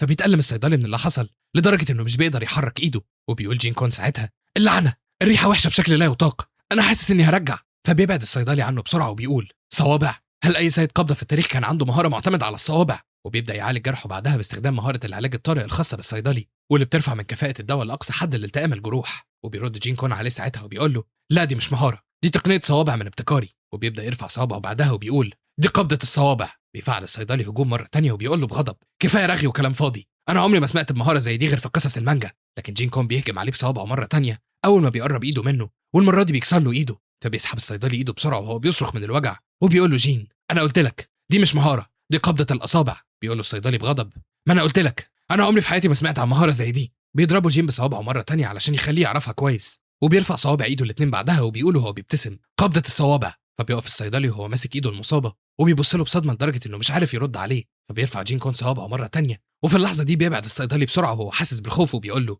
يا حقير انت هتفضل تتريق عليا كده لحد امتى؟ بيقول له جين كون رغم ضعفك الا ان عندك رئتين تليق بسيد الذروه. صحيح انا دلوقتي افتكرت، فهم بيقولوا ان اسياد الذروه عندهم اساليب لاخضاع خصومهم باطراف صوابعهم. بيتفاجئ الصيدلي وبيقول في نفسه انت تقصد ان دي تقنيه ضرب نقط الضعف؟ كده فهمت، انت فنان قتالي. وبيصرخ بعدها بصوت عالي وبيقول له هو فاكر اني هقع في فخ اساليب فاضيه من زمن فات ولا ايه؟ وبيستعد للهجوم مره تانية وبيقول في نفسه كل اللي محتاج اعمله هو اني احمي نقط ضعفي وبعدها هشن هجوم مضاد فورا. لكن قبل ما يكمل الجمله حتى فجاه بيلاقي جين بيهجم عليه بصوابعه مره تانية، والمره دي بيسيب دراعه وهو بيقول قبضه الاصابع المشله للجزء العلوي. وبيستمر في الهجوم اكتر من مره على كل جسمه العلوي، وبيهجم بعدها على معصمه وعلى رجله كمان، واخيرا بيهجم على منطقه حساسه وهو بيقول له دي قبضه الاصابع اللي هتعلمك الاحترام. وفي اللحظه دي بيحس الصيدلي ان روحه خرجت من جسمه وفجاه بيقع على الارض وهو بيترعش ومش بيقدر يتحرك. وبيقول له جين وهو بيبتسم بشماته من الواضح كده ان القول القديم ده كان صح بعد كل شيء. انا ما تخيلتش ابدا ان في حد ممكن يسكت خصمه بصوابعه بس. بيقول له الصيدلي وهو بيتكلم بالعافيه من الوجع: انت مجنون، المشكله مش في الصوابع اصلا، انت بتضربني قوه غشيمه، اللعنه على قبضه الصوابع. بيقول له جين كون: ما هو عشان كده انا اخترت لها الاسم ده، فاثناء ما كنت بتدرب من غير توقف اقسمت اني ما تهزمش قصاد امثالك في اي حاجه، قتال، ابتكار، تشكيل، حتى الحجر ورقه مقص. بيستغرب الصيدلي وبيقول له: هو ايه اللي حصل لك فجاه؟ بيكمل جين بعدها: لو كنت عايز تهزم قبضه صوابعي فالمفروض انك كنت ترمي قبضه، ولو رميت قبضه كنت هتتصاب بقبضه الجهاد الاربعه. فبيشتمه الصيدلي وهو بيترعش وبيعيط من الوجع وبيقول له بغضب: ازاي تجرؤ يا حسالة فنون القتال على التلاعب بيا بالشكل ده وانت صياد من الرتبه بي؟ وبيخرج ازازه وبيكسرها بعدها وهو بيقول: بعد كل احجار السحر اللي جمعتها وقويت بيها نفسي انا هوري لك قوتي الحقيقيه. وبيقوم بعدها وبيفعل مهاره الصيدلي الخاصه وهي مهاره اطلاق الدم السام، وبيبدا يحس بقوه بتتدفق في جسمه بعدها وبيقول: القوه دي تتجاوز رتبه بي وبتوصل لرتبه ايه. وبينطلق على جين بعدها وهو بيقول له: تعالى اشهد القوه المطلقه. ومجرد ما بيتحرك بياخد جين نفسه بعمق وبيستعد للهجوم، وفجاه بيحس الصيدلي بان جسمه اتدمر وراسه طارت من عليه، لكنه بيبص على جسمه وبيلاقيه سليم عادي، فبيقول في نفسه بصدمه: ايه ده جسمي دلوقتي؟ وبيبص على قبضه جين اللي كانت قصاد صدره ساعتها وبيقول له: جين كون انت فزعتني. فبيبدا الصيدلي يلمس جسمه وهو مش مصدق نفسه وبيقول في نفسه: ايه انا ما متش؟ جسمي انفجر من لحظه. بيرجع جين قبضته جنبه بعدها وبيقول له: انت كنت على وشك انك تعمل حاجه مش كده؟ طب تحب تجرب مره تانية؟ وبيبص له بنظرات مليانه بالتهديد بعدها وبيقول له: فانت قلت انك هتوريني قوتك، لو كنت مصمم يلا وريني. فبيحس الصيدلي بالتوتر ساعتها وبيفضل باصص على قبضته المخيفه، وفجاه بينزل على ركبته قصاد جين وبيقول له: اهلا يا سيدي، انا بايك موندو. بيستغرب جين ساعتها وبيقول له: ايه قصه سيدي دي؟ وتاني يوم الصبح بيروح بايك موندو مع جين عند بيت أليس، وبيبدا يعالج اختها بجد وبيشيل السم من جسمها وبيعالج جسمها بالابر الصينيه. فبيقول له جين كون: طب لو كان الطاعون انتشر بسبب السم الرخيص اللي انت نشرته؟ بيقول له بايك موندو بتوتر: ده اضعف طاقتها الحيويه شويه بس. وبيخرج بعدها حبه دواء وبيقول له: الدواء ده انا لسه محضره دلوقتي، هي هتتحسن اكتر لو اخدته وعشان كده ما تقلقش. وفجاه بيوصل العجوز سيب عندهم وبيقول له: هو اذا انت مش طبيب عادي بل صيدلي؟ بيقول له جين باستغراب: ايه هو الصيدلي؟ فبيقول له العجوز: وقت استيقاظ الصياد بتظهر واحده من السمات زي مبارز، ساحر، مارق الى اخره، ومن بينها بيظهر سمات نادره، والصيدلي واحده منهم، فهم مش شاطرين في المهارات الطبيه المتقدمه وبس بل عددهم نادر جدا. بيسقف موندو ساعتها وبيقول له: ملاحظه في محلها ايها الشيخ. وبيقول لجين بثقه: زي ما سمعت انا بايك موندو صاحب موهبه نادره وكفاءه عاليه. لكن أليس بتظهر من وراه فجاه وبتضربه كف على راسه بيخرج عينه من مكانها وبتقول له بغضب: كذب، انت الوغد اللي نشر الطاعون في القريه مش كده؟ انت بتتفخر بايه؟ بيبص لها بايك موندو بغضب شديد وبيقول لها بنبره تهديد: يا صغيره. لكن أليس بتقول له بغضب: صغيره ايه هتعمل لي ايه؟ وبيظهر جين كون وراها وهو رافع صباعه وبيبص له بتهديد، فبيكش بايك موندو مره تانية لما بيشوفه وبيقول في نفسه: اللعنه. وفجاه بينحني قصادهم وبيقول: انا اسف. لكن أليس بتقول له بغضب: طب وهتعمل ايه دلوقتي برضه؟ وبيقول له جين كون: بموهبتك ومهارتك النادرين ليه عملت كده؟ بتتغير ملامح بايك موندو وبتتحول للجديه ساعتها، وبيفضل ساكت للحظات وبيقول له: عشان ده. بيخرج بعدها شويه كريستالات، فبيقول له جين: مش دول اللي انت استخدمتهم في القتال؟ بيقول له بايك موندو: ايوه لكنه اتكسر دلوقتي، ده حجر سحري، فمن ساعه حادثه البوابه الحجر ده بقى بديل لمعظم مصادر الطاقه، وبفضله اتبنت مباني كانت مستحيله قبل كده، ومش هنكون بنبالغ لو قلنا ان تكون المريم الجديده قام كله على احجار السحر، لكن في سبب تاني لجنون الصيادين بيها، فهي بتدي لك قوه تتجاوز رتبتك، وعشان كده بيتسابق الصيادين في جمعها لحد دلوقتي، لكنها مش موجوده غير في اماكن كثافه المنى فيها عاليه او من وحوش قويه، وحتى هناك مش بتلاقي غير شويه قليلين، ودلوقتي عرضوها مقابل اتوات رغم انها بتتباع عاده في السوق السوداء، يبقى مين الصياد اللي هيرفضها بصراحه؟ فبتقول له أليس: اذا كل الفلوس اللي دفعناها لحد دلوقتي، وبيكمل بايك موندو، كانت كلها اتوات. بتروح أليس تمسكه من هدومه بغضب وبتقول له: بطل هزار ورجع لي فلوسي حالا. وبيحاول العجوز سيب يهديها ساعتها وبيقول لها: اهدي، احنا محتاجينه وهو عايش علشان نرجع فلوسنا. وبيقول لها بايك موندو: ايه السذاجه دي؟ زي المتوقع من الرتبه سي بتدوري على حاجه ما بقتش موجوده زي اللي بيدور على ميه في بير جاف. بتقول له أليس بغضب وهي مستمره في شده من هدومه: هو انت بتسمي ده رد؟ وفجاه ياقه القميص بتتشال من على رقبته وبتظهر المجوهرات اللي هو لابسها، فبيبصوا له كلهم بنظرات غريبه وبيعم الصمت في المكان. بيقول لهم بايك موندو بكل هدوء: دي حاجات ورثتها من والدي المتوفي. فبتبدا أليس تضربه برجلها بكل غضب، وحتى العجوز بايك اللي كان بيحاول يوقفها من شويه بينضم لها وبيبدا يضربه معاهم، وبيقف جين كوني يتفرج بكل هدوء، مش هيخش يشارك هو كمان في الخناقه دي. المهم بيحاول موندو يوقفهم يوقف كل دول ازاي؟ المهم يعني بيحاول موندو يوقفهم وبيقول لهم: استنوا بس خلونا نتكلم بهدوء، لكنهم مش بيوقفوا غير لما بيورموا له وشه وبياخدوا منه كل المجوهرات اللي في رقبته كمان. فبيقول لهم موندو: من المستحيل تقريبا انكم تلاقوا الباقي، فانا سلمت كل حاجه للاشخاص اللي اعلى مني. بيقول له جين كون: مين الاعلى منك؟ انا ما اعرفش ليه مبسوط قوي كده يعني، الحمد لله يعني، بس مش عارف ليه عمال اضحك يعني، الموقف اللي بيضحك خلص بس ماشي يعني، ربنا يسعدنا جميعا. المهم عمال اضحك والله مش عارف ليه. خلاص بجد هوقف واركز وبعد كده نكمل، يلا بينا. بيقول له بايك موندو: دول يبقوا، وبيسكت بعدها من غير ما يكمل، فبيفضل جين باصص له وهو مستنيه يكمل كلامه، وبيبص له بايك موندو شويه من غير كلام، لكن اول ما بيشوف نظراته الجديه بينحني بكل احترام وبيقول له انا هاخدكم لمكان اجتماعهم دلوقتي. بيبتسم جين بسعاده وبيقول له حلو. فبيقول له موندو عموما الاشخاص دول هم اللي بيتباهوا بدعم تحالف الدم الاحمر. بيقول له جين باستغراب تحالف الدم الاحمر؟ وبيرد موندو ها انت مش عارف تحالف الدم الاحمر؟ بيقول له جين كون طب انا هعرف ازاي اذا كان كيش الدم الاحمر ولا التحالف؟ فبيبص له بايك موندو باستغراب شديد وبيقول له يا ربي ده كانك عشت في الجبال لمده 10 سنين، ازاي مش عارف تحالف الدم الاحمر؟ ابطال المريم الجديده، الملوك الاربعه العظمى، دي النقابه الموجوده تحت قياده حاكم الدم. وبيبدا يتكلم عن المافيا بعدها وبيقول له دي منظمه اجراميه بتشتغل من قريه يونمو، وبتشتغل عن طريق خلايا لا مركزيه لاخفاء هويتها تماما، لكنهم ما بقوش المنظمه الاجراميه الاولى من غير منازع في قريه يونمو بسبب الجرائم الكبرى وبس، زي جرائم تجاره احجار المنى الغير مشروعه، بل لانهم محميين من نقابه حاكم الدم التابعه لواحد من الملوك الاربعه في المقام الاول.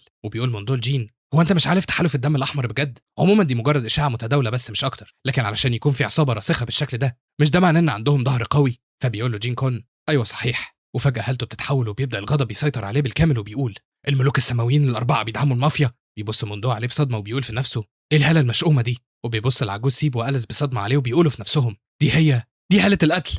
وبيبدا جين يفتكر ذكرياته وهو طفل، وبيفتكر ابوه وهو بيدربه وبيقول له القوه اللي بعلمها لك دلوقتي مش عشان تاذي الناس التانيه ولا عشان تتعلمها بهدف الانتقام، المهم هو المسؤوليه، لازم يكون عندك احساس قوي بالمسؤوليه علشان ما يتمش استهلاكك والسيطره عليك عن طريق القوه دي. فبيضم جين كون ايده لما بيفتكر وبيقول في نفسه الموضوع غريب يا بابا، انا كنت فاكر اني اتقنت كل تعاليمك في ال10 سنين اللي فاتوا، لكن الجمله الوحيده دي هي الاصعب في فهمها. وبيغمض عينه بعدها وبيقول صحيح ده بيديني سبب تاني علشان احسم الموضوع ده. وبيبدا يتحرك بعدها وبيقول لبايك موندو اتحرك لنقطه الالتقاء. بينحني بايك وبيقول له حاضر يا سيدي. بياخدهم موندو المبنى بعد كده، وبيقعد جين هناك وهو ماسك فنجان شاي وبيقول انت بتقول ان الصيدليه دي كانت نقطه لقائهم؟ بيرد موندو المافيا بتيجي هنا في الفجر كل شهر اثناء اكتمال القمر يا سيدي. بيقول له جين تمام فهمت. وبيبص العجوز سيب واليس عليها ساعتها وهم ساكتين، لكن اليس بتخرج عن صمتها وبتقول له بانفعال انت تقصد ايه بفهمت؟ هو انا الوحيده اللي مش فاهمه اللي بيحصل هنا؟ ليه تصرفاتكم وديه فجاه؟ وليه بيناديك بسيدي؟ بيقول لها جين انا كمان ما عنديش فكره برضه. وبيبص لبايك موندو بعدها وبيقول له الاهم ايه قصه سيدي دي؟ اسمي جين كون. بيتوتر موندو وقتها وبيقول له وهو بيبتسم طب وليه العداوه؟ احنا كلنا في نفس المركب.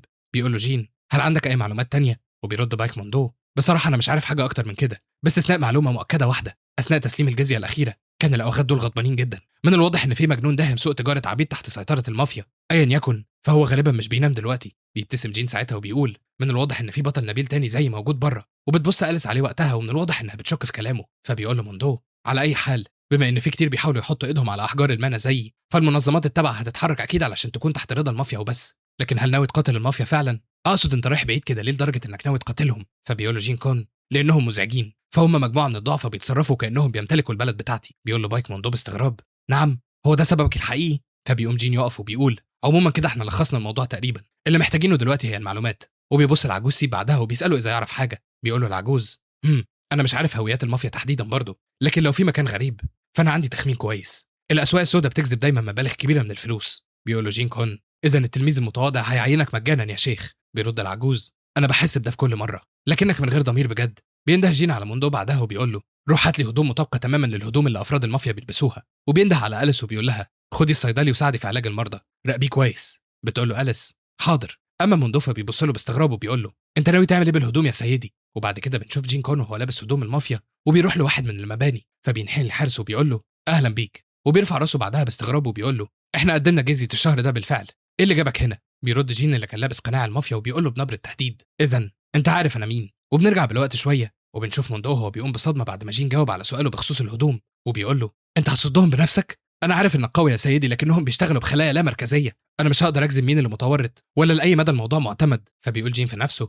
وعشان كده بالذات انا هشوف بنفسي. وبنرجع مره تانية عند الحارس اللي بيقول له مش انت جيت من يومين؟ خلينا ابلغ اللي جوه الاول. بس فجاه في نفس اللحظه بيجمع جين قوته في ايده وبيستعد للهجوم وهو بيقول بعد كل شيء لو سديت كل جحر فار فالفئران المستخبيه هتضطر للظهور عاجلا او اجلا. ومجرد ما بيستخدم قوه قبضته فجاه المبنى بينفجر بالكامل وبتصدم الناس اللي في الشارع من صوت الانفجار. وبيقول واحد منهم استنى هناك بص مبنى مرابي القرود الجشعين انفجر. وبيظهر جين وهو واقف من غير خدش واحد، فبيقول للناس ايه ده؟ هل الراجل ده هو اللي عملها؟ وبيظهر العجوز سيب جنب جين كون ساعتها وبيضحك وهو بيقول في نفسه انا عاجز عن الكلام تماما ان يكون عنده القوه المطلقه دي في السن الصغير ده، والمدهش اكتر من كده ان قوته من الفنون القتاليه مش من مهاره. في عصر المريم الجديد ده البوابات خلت فنانين القتال من غير مكان، المهاره شرف والفنون القتاليه تواضع، انا مش مصدق ان بطل شاب ملوش مثيل زيه ظهر. انا عشت وقت طويل بما فيه الكفايه فعلا علشان اشوف كل حاجه. وبيبدا ساعتها يوجه جين للمكان اللي بعد كده، لكن بيقول له مع ذلك في حاجه مخلياني قلقان. بيقول له جين هل في مشكله؟ بيقول له العجوز زي ما موندو قال قوه وقيمه احجار المانا في العالم ده فلكيه، وعشان كده جمعيه الصيادين مسؤوله عن ادارتها بعد توقيع معاهده مع الملوك السماويين الاربعه باقصى درجات الحذر. لو تحالف الدم الاحمر كان واقف ورا المافيا فعلا، فالموضوع مش هيخلص بمجرد خلاف بسيط مع منظمه اجراميه. السبب الوحيد لاستمرار السلام في العالم ده هو معاهده السلام بين جمعيه الصيادين والملوك السماويين الاربعه. بيقول له جين ماشي، بخصوص ارتباطهم بتحالف الدم الاحمر فعلا، فاحنا هنعرف الموضوع مجرد ما نتاكد. وبيتحرك ناحيه المبنى اللي بعده ساعتها، وبيستغرب الحراس لما بيشوفوه، فبيبتسم جين بشر وبيقول لهم وقت اختبار مفاجئ، خمنوا انا مين. وبكده تكون خلصت حلقه النهارده. في الحلقه اللي فاتت شفنا جين كون لما افتكر ذكرياته مع ابوه وهو بيحاول يستحمى في كهف مليان بالسموم والروائح الوحشه علشان يقوي قوه تحمل حاسه الشم بتاعته، وافتكر فورا الريحه الوحشه دي مجرد ما شم الريحه اللي كانت في محل الصيدلي بايك موندو اللي راحوا يشتروا منه الدواء لاخت أليس، واللي كان بيستغل انتشار الوباء في القريه وبيبيع دواء مزيف باسعار غاليه من غير ما حد يعرف. لكن جين شك في امره ساعتها وجرب حبايه من الدواء بنفسه، فاكتشف ان الدواء ده مجرد مسكن للالم وبيسبب الادمان كمان،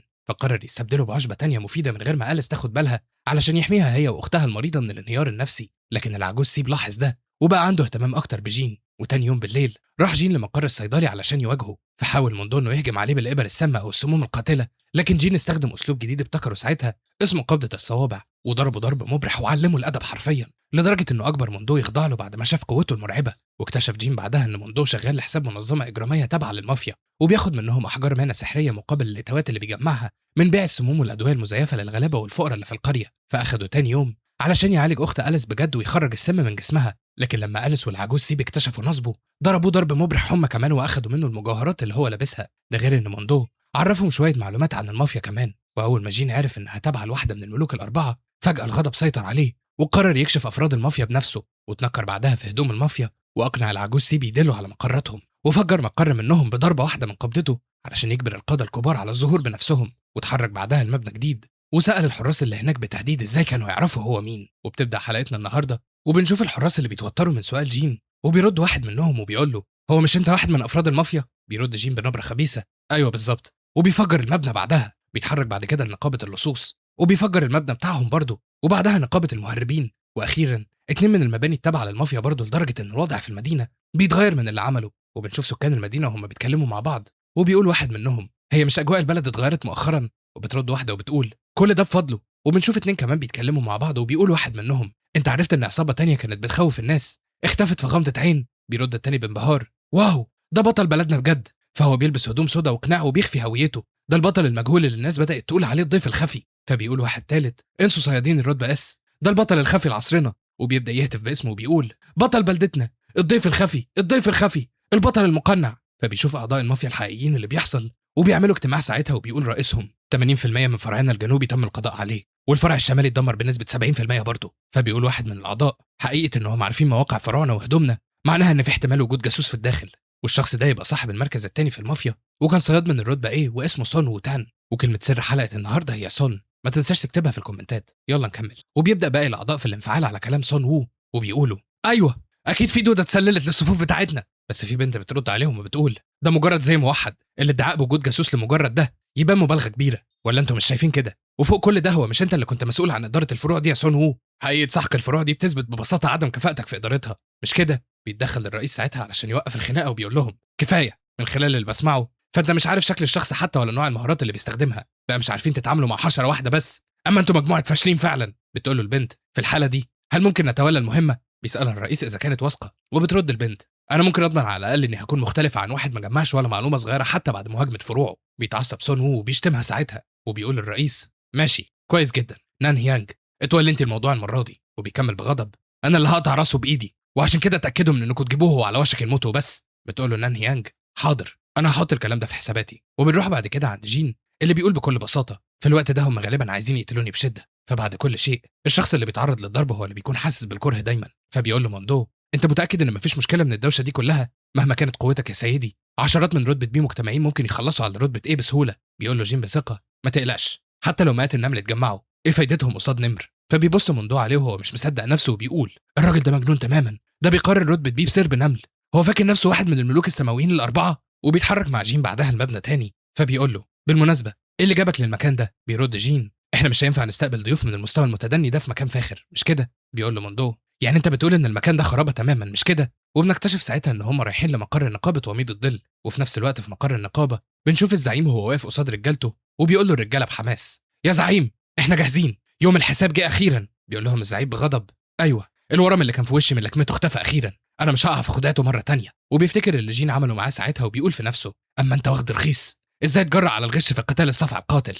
وبيبدا اعضاء النقابه في الهتاف بحماس وبيقولوا: صحيح يا زعيم، جه وقت الانتقام، ده مستحيل يصمد قصاد مهاره رفع الدراع اللي انت وريتها له قبل كده، احنا مؤمنين بيك. بس فجاه وهم بيتكلموا بيبص واحد منهم جنبه وبيلاقي جين قصاده، فبيتصدم الولد وبيحس بالرعب ساعتها، وحتى باقي اعضاء النقابه بيتسمروا مكانهم من الخوف. وبيبص زعيم النقابه على جين وبيقول في نفسه: ده هو. وبيبدا يضغط على اسنانه من كتر الغضب وبيقول له: ايها الحقير المتشرد. فبيرفع جين ايده ساعتها وكانه هيضربه على وشه مره تانية، وبيحس الزعيم بالخوف الشديد وبيرفع ايده الاتنين بسرعه وبيحطهم على وشه علشان يحميه، لكنه بيتفاجئ لما بيلاقي ايد جين بتلمس ايده بهدوء وكانه بيسلم عليه. فبيفتح عيونه بالراحه وهو مش فاهم اللي بيحصل، وبيقول جين: ايوه كده، الاداب اللي بتترسخ في الجسم مش بتتنسي ابدا، من هنا ورايح احنا هنحيي بعض بالشكل ده. بيروح يقعد على كرسي قصاد كل النقابه بعدها وبيقول لهم: انشروا الخبر فورا وبسرعه، اعتبارا من النهارده استولى الضيف الخفي على النقابه دي. بيستغرب زعيم النقابه وبيقول له وهو بيبتسم بتوتر: اظن اني ما سمعتكش كويس. لكن جين بيقول له: لا، انت سمعتني كويس، فانا هستغل كل اصولك وممتلكاتك الاستغلال الامثل، وعشان كده بلاش تكون متضايق انك هتفقدهم. وبيكمل بعدها وبيقول له: هو انت انسان اصلا؟ يعني بتعمل كل الحاجات القذره دي من ورا ظهر الكل طول الوقت؟ لازم على الاقل تحاول انك ما تجيبش العار لاهلك اللي ربوك. بيستغرب هانداي اللي هو زعيم النقابه وموندو كمان من درس الاخلاق اللي بدا فجاه، وبيفضلوا باصين له من غير ولا كلمه. وبيكمل جين وبيقول له: هل ابوك وامك الاثنين لسه عايشين اصلا؟ بيفقد هانداي اعصابه ساعتها وبينطلق للهجوم عليه وهو بيقول له بغضب: نقابتي اللي بنيتها بعرقي ودمي وكل انواع التصرفات الشريره، هل هتاخدها مني كده فجاه من العدم؟ انا مش هسمح لك بده وهقف في وشك. وعلى فكره، علشان تكون عارف بس، والدي ووالدتي الاثنين لسه عايشين وفي احسن حال. فبيضربه جين بالقلم اول ما بيقرب منه وبيقول له: يبقى المفروض ما تفضلش عايش بالشكل ده على الاقل يا ابن بيقع هانداي من ضربته على الارض ساعتها، وبيبص جين على اعضاء النقابه بكل براءه وبيقول لهم: هل اي حد تاني عنده اي اعتراض؟ فبيشتموا كلهم في سرهم وبيقولوا: البلطجي اللعين. بيقوم هانداي بعدها علشان ينظف النقابه بوشه اللي رجع ورم تاني، وبيقول في نفسه: مين كان يتخيل ان عظيم هانداي هيوصل بيه الحال انه ينظف الارضيات؟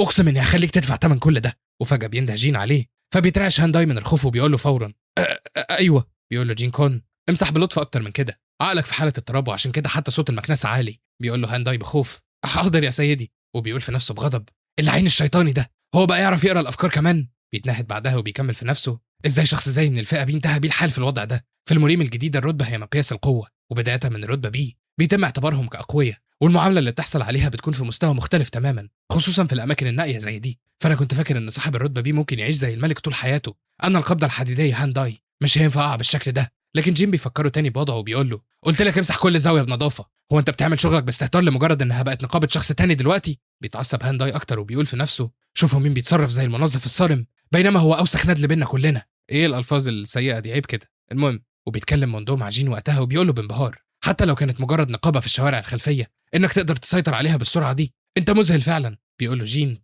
هل عملت اللي طلبته منك؟ بيرد موندو: بالظبط زي ما امرت. خبر استقرار الضيف الخفي في نقابه وميض الظل انتشر في كل انحاء القريه، وبما ان شهره الضيف الخفي وصلت للسما دلوقتي، فالاشاعات انتشرت بسرعه مذهله. بالمعدل ده من المؤكد انك وصلت لمسامعهم اكيد، لكن هل هيجوا فعلا لمجرد انتشار الاشاعات؟ بيقول له جين بثقه: ايوه طبعا، دول ممكن يظهروا النهارده حتى، لكن الوقت بيعدي لحد ما الليل بيدخل من غير ما اي حاجه تحصل. فبيقول موندو: انا مش شايف نمله واحده معديه من هنا حتى. بيرد جين: لو كل الناس ما عندهاش صبر زيك كده، فازاي هيفضلوا على قيد الحياه في العالم ده؟ وبيكمل وهو مربع ايده وبيهز رجله: استنى بس، مش ممكن يكون في حاجه طريقه عكرت صفو طريقهم؟ بيقول له العجوز: من الواضح انك قلقان جدا. وفجاه في نفس اللحظه بيسمع جين صوت عند الباب، فبيقوم يجهز قبضته بسرعه وهو بيقول: لو كنتوا جايين يا اوغاد كان المفروض تيجوا بسرعه، انا كنت فاكر انكم مش هتظهروا ابدا، اتمنى انكم تكونوا مستعدين. بس فجاه بيظهر 3 بنات قصاده، وبتقول له واحده منهم بدلع: ايه ده؟ انت بتقول على مين اوغاد؟ معقول يكون في اوغاد بالجمال ده في اي مكان في العالم يا عزيزي؟ وبتخرج بنت تانية كارت وبتقول له: احنا جينا علشان نوصل الدعوه دي، انت هو الضيف الخفي مش كده؟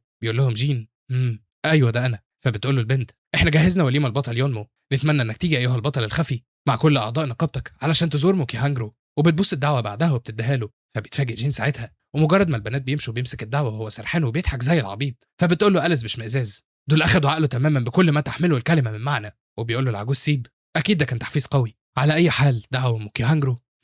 وبيفضل ساكت شويه وهو بيفكر، فبيبص لهم جين بعدم فهم زي العاده وبيقول: ها، هو كل اللي هنا عارفين عن موكي هانجرو؟ بتقول له أليس: غالبا انت الشخص الوحيد في يونمو اللي ما يعرفش عنهم. ومش في امه بس كمان، بل حتى بره جويزو. فده دار محظيات مشهور في الجزء الجنوبي من المريم الجديد، ومشهورين لدرجه انهم بيقولوا عليه اسم الشمس اللي بتشرق بالليل. لكن كل ما الضوء بقى اسطع كل ما كان الظلام اتكن، فالمكان ده مليان بالاشعاعات المظلمه، وعشان كده لازم تاخد بالك كويس. بيقول لها جين تمام فهمت. اذا فهو مكان خطير للدرجه دي. وبيكمل ووشه كله لونه احمر ومناخيره بتنزل دم، وبيقول اذا فهو مكان بيختبر روح الرجل التنافسيه. فبتبص أليس على تعبيرات وشه وبتقول بقله حيله بصوا على مدى صدق تعابير وشه. ايا يكن خلينا نروح نشوف الموضوع بنفسنا، يا ترى ليه بعتوا لنا دعوه. وبنروح بعدها لموكيهانجرو وتحديدا للطابق العلوي في البرج عند اوضه سيد الجناح، وهناك بنشوف سون وو وهو بيتحرك ناحيه نان هيانج اللي كانت صاحبه المكان. فبتقول له نان هيانج إيه اللي جاب شخص مشغول زيك لمكان زي ده يا لورد سون وو تان؟ مش معقول انك تكون جاي علشان تشوفني مش كده؟ بيقول لها سون وو بغضب هو انت فاكره اني مجنون بما فيه الكفايه علشان اجي اشوف كائن مقرف زيك؟ انا جيت عشان اشرب مش اكتر، وعشان كده جهزوا ترابيزه. بتقول له نان هيانج في نفسها من المؤكد انه شم ريحه حاجه عن طريق الكلاب الخاصه بيه، لكنها بتبتسم بخبث بعدها وبتقول للعمال حضروا له ترابيزه شرب منفصله في اوضه كبار الشخصيات. فبيتحرك سون وو ساعتها وبيقول لها المفروض كنت تعملي كده من البدايه. وبتقول نان هيانج في نفسها بخبث حتى لو لاحظت الموضوع يا سون وو طريقتك المتعجرفه دي هتخلص النهارده. فالجائزه اللي رصدها الرئيس مقابل الضيف الخفي هي حجر منى متوسط طائل، ولو قدرت بس احط ايدي عليه فانا هكون اقوى منك بكل تاكيد، واول حاجه هعملها ساعتها هو اني اشيل راسك اللي ملهاش فايده دي. وبالمناسبه من ناحيه القوه والمكانه في المافيا فسون وو يعتبر في المركز الثاني، اما نان هيانج في المركز الثالث. بعدها بتبص نان هيانج لواحد من اعضاء المافيا اللي كان واقف جنبهم وبتقول له اخلته مسحوق التخدير بالمشروب الكحولي اللي رايح لاوضه كبار الشخصيات. بيتفاجئ الشخص اللي بتكلمه وبيقول لها هو مش مسحوق المخدر عباره عن عقار ممكن لرشه واحده منه انها تطير عقل فيل بالكامل. وبترد نان هيانج بشر ايوه انتوا هتحتاجوا تحطوا 10 حزم على الاقل، وده لانه وحش وممكن ما يتوبش حتى لو حطيته اقل من ده. اياكم تتراجعوا استخدموه بنيه القتل. وبتقول في نفسها انا مش هينفع اخليه يحط صباعه واحد حتى على انجازي. وبيقول سون وو في نفسه وهو ماشي الثعلبه اللعينه المتغطرسه دي هي فاكره فعلا اني هخليها تسرق فريستي بالسهوله دي؟ استني عليا بس، حجر المانا والضيف الخفي انا همضغهم كلهم وابلعهم بالكامل. وبنروح بعدها عند جين اللي بيوصل لموكيهانجرو وبيبدا ياكل الوليمه اللي متقدمه له بشراهه. فبتبص له أليس باشمئزاز وبتقول له امضغ بالراحه، هو انت عايش في مجاعه بقالك كذا يوم ولا ايه؟ بيقول لها جين بسعاده شديده انا ما كنتش باكل غير كرات الرز وعشان كده فانا مش قادر اوقف ايدي بعد ما بقى عندي اكل حقيقي اخيرا. وبيتكلم هانداي معاه وقتها وبيقول له شكرا ليك يا مولاي، مين كان يتخيل اني ممكن اعيش لحد ما اشوف الطابق العلوي من برج موكيهانجرو؟ فبيستغرب جين وبيقول له هو مش اللقب اللي بتندهلي بيتغير شويه؟ بيقول له هانداي مش المكان ده مخصوص لكبار الشخصيات بس حتى في موكيهانجرو، وبفضلك قدرنا نستمتع بالمعامله الملكيه دي وعشان كده لازم اعبر عن امتناني طبعا. بيقول له جين قضي الوقت ده في قطم لقمه تانية بدلا من ده، فالاكل ده بيدوب في البق. بتقول له أليس مره تانية كل بالراحه فانت هتشرق بالشكل ده. وبتقول بصوت واطي مين كان يتخيل انهم هياكلوا بالشكل ده؟ وساعتها بتوصل عندهم البنت اللي وصلت الدعوه لجين وبتقول له بسعاده عزيزي انت هنا بالفعل. لا لسه ما جاش بس بعت حد شبهه يعني، هي غبيه ولا ايه المهم يعني. وفجاه بتقرب منه وبتروح تمسك دراعه وبتقول له انا هوار يونج انا كنت في انتظارك ايها الضيف الخفي. بتفقد أليس اعصابها لما ده بيحصل لدرجه انها بتكسر عيدان الاكل من الغضب. وبتقول لهم هوار يونج النهارده الطابق العلوي مخصوص بالكامل لمعاملتكم باقصى درجات الاحترام، وعشان كده ما استقبلناش اي ضيوف تانيين، يا ريت تتخلصوا من همومكم وتستمتعوا بوقتكم براحه. وبتمسك ايد جين بعدها وبتكمل بدلع انا حضرت لك ترابيزه منفصله مخصوص عشانك ايها الضيف الخفي، هو انت مش حاسس بالفضول وعايز تشوفها؟ بيزيد غضب أليس اكتر واكتر ساعتها وبتقول في نفسها اللعينه الخبيثه دي بتدلع عليه قصاد الكل في العلن، هي فاكره نفسها بتخدع مين؟ لو اتدلعتي بالطريقه دي هل جين كون هيتماشى مع الموضوع فعلا؟ بس المفاجاه ان جين بيتماشى معاها بكل سهوله فعلا، وبيقول لهوار يونج انا عندي فضول جدا ناحيه الترابيزه دي. فبتتصدم أليس وبتقول في نفسها ده طلع راجل من السهل ان اي حد يوقعه بالشكل ده. وبتقوم بعدها بسرعه وبتحاول توقفه وبتقول له جين كون لو رحت هناك بس فجاه بتحس بدوخه غريبه وبتمسك راسها بتعب بعدها. وبيروح جين مع هوار يونج للترابيزه المخصصه وبتقول هوار يونج المكان ده مش بيتفتح غير للضيوف المميزين بس، فده مكان هادي جدا زي ما انت شايف لدرجه ان مهما حصل محدش هيعرف ابدا. بيقول لها جين مهما حصل؟ فبتقول هوار يونج في نفسها هو ممكن يكون بيتقال عليه انه بطل موقر فعلا لكنه في النهايه مجرد راجل. بصوا على وشه المذهول ده. واظن زي ما واضح فهوار يونج كانت شغاله مع المافيا وعشان كده كانت بتحاول توقع جين. وبتقول لجين بعدها من فضلك بلاش تستعجل الامور بسرعه كبيره، لكن جين بيقول لها وهو بيضحك بسذاجه نستعجل في ايه بالظبط؟ بتحس هوار يونج ان مهمتها هتكون سهله اكتر لما بتشوف ردود افعاله وبتقول له قبل ما تعرف ايه اللي هنستعجل فيه بالظبط خلينا نصب لك كاس من المشروب بس الاول، ده عصير سوهونج الفاخر من الدرجه الاولى التابع لبرج موكيهانجرو. فبيتحمس جين ساعتها وبياخد الكاس وبيشرب بسرعه. وبتبص هوار يونج عليه بخبث وبتقول في نفسها المشروب ده مليان بمسحوق مخدر، كاس واحد منه كفيل بانه يوقع وحش من الرتبه ايه بسهوله، لو سبته ينام وبعدها خلصت عليه. بس فجاه كل احلامها بتتهدى اول ما جين بيخلص الكاس وبيقول لها اوه ده طعمه رائع. فبتقول له بصدمه نعم؟ بيقول لها جين ده حقيقي مشروب يليق بسمعه برج موكيهانجرو، صبي لي كاس تاني. بتبص هوار يونج على الكاس الفاضي بصدمه لكنها بتحاول تضحك مره تانية بعدها وبتقول له اذا انا لازم ادي لك كاس تاني. وبتبدا تصب له فعلا لكن بتحط معاه مسحوق مخدر زياده كمان. وبتقول في نفسها حلو، فانا جبت معايا طن من العقاقير احتياطي، خلينا نشوف اذا هيقدر يتحمل المخدر ده كمان ولا ايه. وبيشرب جين الكاس وبيقول اوه ده نفس المشروب لكن طعمه مختلف. من الواضح ان هوار يونج بتشتغل بجد فعلا وبتحط المخدر في مشروبي كل مره. بتتصدم هوار يونج ساعتها لدرجه انها مش بتقدر تتحكم في تعابيرها وبتقول اللعنه ده لاحظ. فبيمسك جين راسها وبيبدا يصب المشروب في بقها وبيقول لها دلوقتي ايه رايك نرفع الامور للمستوى اللي بعد كده. وبيقول لها بعدها مين اللي اداكي الاوامر دي وايه نوع العقار اللي استخدمتيه، احنا هنعرف ده بمجرد ما تشربيه يا هوار يونج مش كده. فبتحاول هوار يونج انها تشتمه وقتها لكنها مش بتقدر بسبب المشروب اللي بيصب في بقها. وبتقول في نفسها لا بلاش المخدر ده. وفجاه بتفقد الوعي مجرد ما بتبلعه. وبيقول جيم بسذاجه ساعتها اوه ثواني، لو انا عملت ده فانا مش هقدر اسال على نوع المخدر بالشكل ده. وبعد شويه بتفوق هوار يونج مره تانية وبتقوم وهي ماسكه راسها بتعب وبتقول ايه اللي حصل.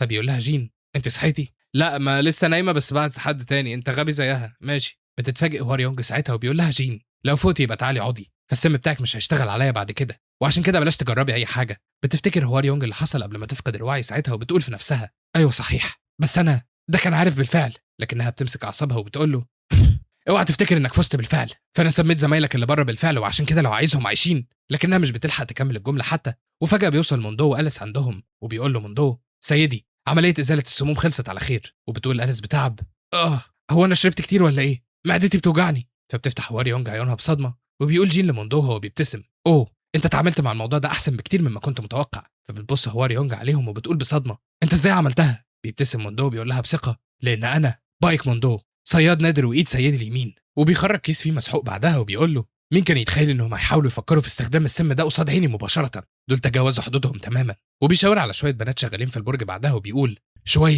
كانوا كلهم متورطين في الموضوع، انا اخضعت كل واحده فيهم لحد اخر واحده. بيقول له جين برافو عليكم. وبيبص لهوار يونج بعدها وبيقول دلوقتي بما اننا خلصنا مشروباتنا فانا عايزك تجاوبي على سؤالي، فين رئيس المافيا بتاعك، هو فين دلوقتي. بتضغط هوار يونج على اسنانها بغضب وبتقول له انا مستحيل اقول لك فين زعيم المافيا. بيقول لها جين وهو بيبتسم بشر وتهديد اذا انت بتفضلي الولاء بتاعك على حياتك. بتقول له هوار يونج بتوتر ثواني ايه موضوع النظره المخيفه اللي على وشك دي، انت اكيد مش هتضرب بنت جميله زيي مش كده. لكن جين بيرفع ايده وبيقول لها لما الموضوع بيكون ليه علاقه بالولاء ساعتها مش هيفرق راجل ولا بنت. فبتحس هوار يونج بالخوف ساعتها وبتقول له بسرعه ثواني انا غلطت في التعبير، الموضوع ملوش علاقه بالولاء. لكن جين بيقول لها انا هحترم اختيارك وبيقرب اكتر علشان يضربها. فبتصرخ هوار يونج وبتقول ازاي عضو رتبتها قليله زي تكون عارفه مكان زعيم المافيا، كل اللي اعرفه بس هو ان في مفتاح مطلوب. يتفاجئ جين وبيقول لها نعم. بترد هوار يونج بخوف انا سمعت ان سيد الجناح معاه مفتاح بيوصل مباشره لزعيم المافيا، بس المشكله هي انك لازم تستخدم مفتاحين في نفس الوقت علشان تعرف تستخدمه، مفتاح واحد بيحتفظ بيه سيد الجناح والتاني موجود في اوضه كبار الشخصيات. فبتقول أليس اذا احنا محتاجين المفاتيح دي عشان نوصل للزعيم. بترد هوار يونج ايوه بس في مشكله بسبب مهاره موجوده على المفاتيح، لو اخدت واحد منهم سمعت ان بيتم ارسال اشاره فوريه للمفتاح التاني. بيتفاجئ موندو بيقول لها نعم يعني حتى لو اخدنا مفتاح واحد فالموضوع هيفشل لو هم اخدوا المفتاح التاني وهربوا. بتقول له هوار يونج ايوه بالظبط. وبتقول في نفسها حلو دول صدقوا الموضوع تماما، كل ده كذب علشان ابعت الضيف الخفي لسيد الجناح لوحده. وبتكمل الكذبه بعدها وبتقول لهم المشكله هي ان سيد الجناح هو واحد من اقوى المقاتلين في المنطقه دي، ولو ما كانش فيه خبير قوي زي الضيف الخفي ساعتها الموضوع مش هيكون سهل. فبيقول جين بكل ثقه ماشي خلونا ننتشر وندور على المفتاح، انا هروح لسيد جناح موكيهانجرو وانتوا روحوا دوروا على المفتاح التاني. وبيبص العجوز سيب بعدها وبيقول له من فضلك ساعد في تنظيف المكان ده مع هانداي يا الشيخ. بيقول له العجوز مفهوم. لكن أليس بتنده على جين وبتقول له هو انت هتثق في البنت دي فعلا، هتعمل ايه لو كان ده فخ. بيقول لها جين الفخ اللي مش بيقتلني بيخليني اقوى وعشان كده ما تقلقوش عليا، خدوا بالكم من نفسكم وراقبوا ظهركم بس. فبيقولوا في نفسهم اذا المره تانية فهو وحش، ايه اللي ممكن يحصل له فعلا. وبتقول هوار يونج بصدمه اللعنه القروي الخبي ده وغرور المتغطرس، هو ما عندوش اي فكره عن مدى اتساع العالم فعلا. فسيده الجناح صياده من الرتبه ايه وتعتبر واحده من القلائل بس في جويتشو، مهما كنت قوي فانت هتزحف عند رجلها في اللحظه اللي تواجهها فيها. وبتكمل بعدها وهم كمان فاكرين انهم هيكونوا مختلفين لانهم راحوا لاوضه كبار الشخصيات. في اللحظه دي حاليا جوه اوضه كبار الشخصيات في جناح موكيهانجرو الراجل اللي شبه الوحش ده لسه مستني، وايا يكن هتروح فين مفيش غير الموت اللي مستنيك. وبيقول موندو انا مش قلقان على سيدنا طبعا، لكن حتى لو كان سيدنا بخير فانا مش متاكد من اللي المفروض اعمله، بما ان المكان ده عرين للمافيا فاوضه كبار الشخصيات مش هيكون من السهل التعامل معاها برضه. لكن جيم بيقول له بنبره مخيفه ما تقلقش من ناحيه الموضوع ده، فانا لسه جاي في بالي فكره رائعه. فبيقول موندو في نفسه النظره اللي على وشه دي انا عندي احساس وحش تجاه الموضوع ده. وبنروح بعدها لاوضه كبار الشخصيات وبنشوف واحد من اللي هناك بيقول باستغراب ايه ده مين اللي طلب بنات هنا. لكن في بنت بتدخل وبتقول له لا مفيش حد طلبنا، احنا جينا عشان نخدمكم من تلقاء نفسنا، اسمي تشوري يونج. وبنكتشف ساعتها ان دي أليس لكنها متنكره في هيئه واحده من البنات اللي هناك علشان تقدر تخترق الاوضه وتنفذ المهمه. ومجرد ما الراجل اللي هناك بيشوفها بيقول حلو بما انك تعبتي نفسك وجيتي لحد هنا فاحنا مش هينفع نطردك بالشكل ده. وبيقول بصوت واطي دي حقيقي جميله جدا. وبيكمل بصوت واضح هل جيتوا انتوا الاتنين بس؟ بتبص أليس على حد وراها وبتقول له ايوه دي اختي الكبيره لكنها بتتكسف جدا اسمها ناكوا. وبيظهر موندو ساعتها وهو متنكر في هيئه بنته وبيقول في نفسه اللعنه بقى هي دي فكرته العظيمه. بيقول واحد من كبار الشخصيات اوه دي مذهله فعلا من امتى وجناح موكيهانجرو بقى بيضم البنات الجميله دي؟ فبيقول له زميله استنى بس دي جديده هنا لازم نعملها بهدوء. فبيقول له زميله ايوه بالظبط وبينفجر من الضحك بعدها. بيقعد بايك موندو وأليس معاهم على الترابيزه وبيبدا موندو في صب المشروب لواحد منهم. فبيقول الراجل وهو باصص له كل ما بصيت لها اكتر كل ما بقت اجمل احنا ممكن نعتبرها اجمل بنت في يونمو من غير مبالغه بل في المدينه كلها. بيشكره موندو ساعتها وبيقول في نفسه بغضب ده كله بسبب تنكري في هيئه بنت من اللي شغالين هناك حتى لو كان سيدي فانا كنت عايز العنه واسبه لكن انا لازم اعترف له بده. فهم بيتصرفوا بصوت عالي ومن الواضح انهم سكرانين لكن حركاتهم ثابته بشكل مثالي وعندهم ابتسامات على وشوشهم لكن ما عندهمش اي ثغرات. كل واحد منهم من رتبه بي وكان هيبقى من الخطير بكل تاكيد لو حاولت اقاتلهم لوحدي. بس الاهم من ده المفتاح فين؟ وبيفتكر كلام هواري يونج لما قالت لهم ان المفتاح في اوضه كبار الشخصيات والراجل ابو شعر احمر شايله معاه شخصيا. فبيبص موندو حواليه وبيقول في نفسه انا مش شايف اي حد بشعر احمر هنا انا كده هكون مضطر ادور في الاوضه التانيه بس الاول لازم الاقي طريقه علشان اسحب نفسي من الجماعه دول. ماشي لو سممتهم كلهم مش هيكون في مشكله. وبيمسك ازازه المشروب اللي بيصبه منها وبيستخدم مهاره الصيدلي وتحديدا تعويذه السم علشان يحط السم في المشروب. بس فجاه بيظهر واحد وراه وبيقول له بنبره مرعبه ايه ده؟ فبيحس كل الموجودين بالخوف بما فيهم الاشخاص اللي كانوا موجودين في الاوضه. وبيقول واحد منهم بصدمه سيد سون وو هو انت مش كنت بترتاح؟ بيبص موندو وراه ساعتها وبيقول في نفسه الشعر الاحمر ده الراجل اللي معاه المفتاح اللعنه ده مش المهم دلوقتي اصلا انا قادر احس بده من الهاله بتاعته بس الراجل ده في الرتبه ايه؟ وبيفتكر خطه جين ساعتها لما قال لهم انه هيروح ياخد المفتاح من زعيم الجناح وأليس وموندو هيروحوا لاوضه كبار الشخصيات لانها اسهل بما فيه الكفايه. فبيقول موندو في نفسه في الحقيقه ده صعب جدا فاحنا على وشك اننا نتقتل شخصيا. بيتكلم سون وو ساعتها وبيقول لهم من الواضح ان نان هيانج عملت خدعه لطيفه كده في المشروبات اللي قدمتها لي من شويه. فبيقول له واحد من رجالته في نفس اللحظه هل نجيب لك ترابيزه جديده من المشروبات الفريش؟ لكن سون وو بيقول له لا مفيش داعي حقيقه ان اللعينه نان هيانج لجأت لخدعه رخيصه زي دي معناها انها بتخطط لحاجه اكيد الليله دي. انا عايز اسكر وعشان كده هاتولي خمره اكتر. استغفر الله العظيم. المهم وفجاه بيتعصب في نفس اللحظه لان محدش بيتحرك وبيقول انتوا بتعملوا ايه؟ صبوا لي يلا دلوقتي. فبيقول موندو في نفسه الحمد لله اني استخدمت دواء قبل ما نتحرك علشان يلغي حضورنا والا فانا وأليس اللي من الرتبه سي كان زماننا اتكشفنا عن طريق كشف المنى واتقتلنا فورا. طول ما الدواء متفعل فاحنا مش هنتكشف خلينا بس نتاكد اذا المفتاح موجود معاه فعلا. وبيقول سون وو ساعتها انا حقيقي عندي فضول اشوف ايه نوع الاستراتيجيه اللعينه اللي حضرتها. فبيصب له موندو كاس وبيقول له دلوقتي خد بس كاس. بيقول له سون وو انت عارفه مش كده؟ وفجاه بيمسك ايده بطريقه مخيفه. فبيقول له موندو بخوف ايها البطل العظيم هو انا عملت حاجه غلط؟ بيقول له سون وو بنبره تهديد يلا انا عايزك تقول لي ايه نوع المؤامره اللي انت بتعملها لدرجه انك تكون مضطر تتنكر في شكل بنت علشان تقرب مني وبس. وبنعرف وقتها ان مع كل رتبه بتترقى لها بتزيد احصائياتك بشكل اسي بمعنى تاني ان كل ما كانت رتبتك اعلى كل ما كانت القوه بتتضاعف اكتر. بيضغط يون وو على ايد موندو اكتر ساعتها وبيقول له موندو هو مستمر في التمثيل ايها البطل العظيم انت بتوجع ايدي. وبيقول في نفسه قوه الفئه ايه ما تقلش حاجه عن قوه انسان خارق. لكن سون وو بيفضل ضاغط على ايده وبيقول له بطريقه مرعبه اتكلم ايه هي المؤامره اللي نان هيانج بتعملها؟ وبنعرف ساعتها ان حاسه الشم عند الانسان الخارق مش بتسيب ادنى اثر مخفي حتى من البخور وعشان كده بيقول سون وو لموندو في ريحه مسحوق مخدر خارجه منك. بيقول له موندو بتوتر ووجع انا مش عارف اي حاجه عن الموضوع ده انا جيت هنا بس علشان اصب شويه مشروبات. وبيقول في نفسه حاسه الشم بتاعته اوعى تقول لي ان عنده خاصيه الوحش. وبنعرف ساعتها ان وقت الاستيقاظ كصياد على عكس الرتب اللي بيتم تحديدها بشكل افتراضي في فرصه ضئيله لفتح خاصيه بمجرد الوصول لرتبه معينه زي النار والتلج والحديد والوحش والارض والرياح والبرق. وحتى المهارات اللي عند بايك موندو موجوده بفضل خاصيه السم برضه وخاصيه السم بتشبع المهارات بالسم لتطبيق تاثيرات الحاله السلبيه على الاعداء. بيستمر سون وو في الضغط على ايد موندو وبيقول له انت والكحول ده بتفوح منكم ريحه مسحوق مخدر ومع ذلك فانت مستمر في الكذب. وبيفعل سون وو اللي من الفئه ايه خاصيه الوحش اللي بتديله تعزيز يتجاوز حدود الحواس الخمسه. فبيقول له موندو ازاي ممكن لمضيفه زي انها تسمى شخص عظيم زيك ايها البطل العظيم؟ دي اكيد ريحه الكحول اللي وقعت على هدومي. وبيقول في نفسه اللعنه ازاي نخرج من الورطه دي؟ بيقول له سون وو هو انت فاكر اني ممكن اصدق ده؟ بس فجاه هما بيتكلموا بترجع أليس على الترابيزه فبيتصدم كل الموجودين وبيقول واحد من رجاله سون وو بغضب ايه ده دي رجعت فجاه. وبتقول أليس وهي بتتطوح بعدها الاوضه بتلف. فبيقول موندو مش كويس ان دلقت الكحول بس. فبيقول سون وو بغضب خرجوا الزباله دي من قصاد وشي حالا. وبيخرج موندو وهو ماسك أليس على كتفه ساعتها وبيقول بغضب في النهايه خرجنا من غير ما نعمل اي حاجه مش هينفع نواجه السيد بالشكل ده. لكنه بيقول بعدها في الواقع مش المفروض نكون مبسوطين لمجرد اننا نجحنا في اننا فضلنا عايشين قصاد شخص في الرتبه ايه. لكن أليس بتتكلم فجاه وبتقول له ما تقلقش فحياتنا مش الحاجه الوحيده اللي انقذتها. بيتفاجئ موندو بيقول لها ايه مش انت كنتي سكرانه؟ فبتقول له أليس انا كنت بمثل بس ده كله تمثيل. القاعده رقم 1 للص امسح كل الشكوك، وبتخرج كيس من هدومها بعدها وبتقول له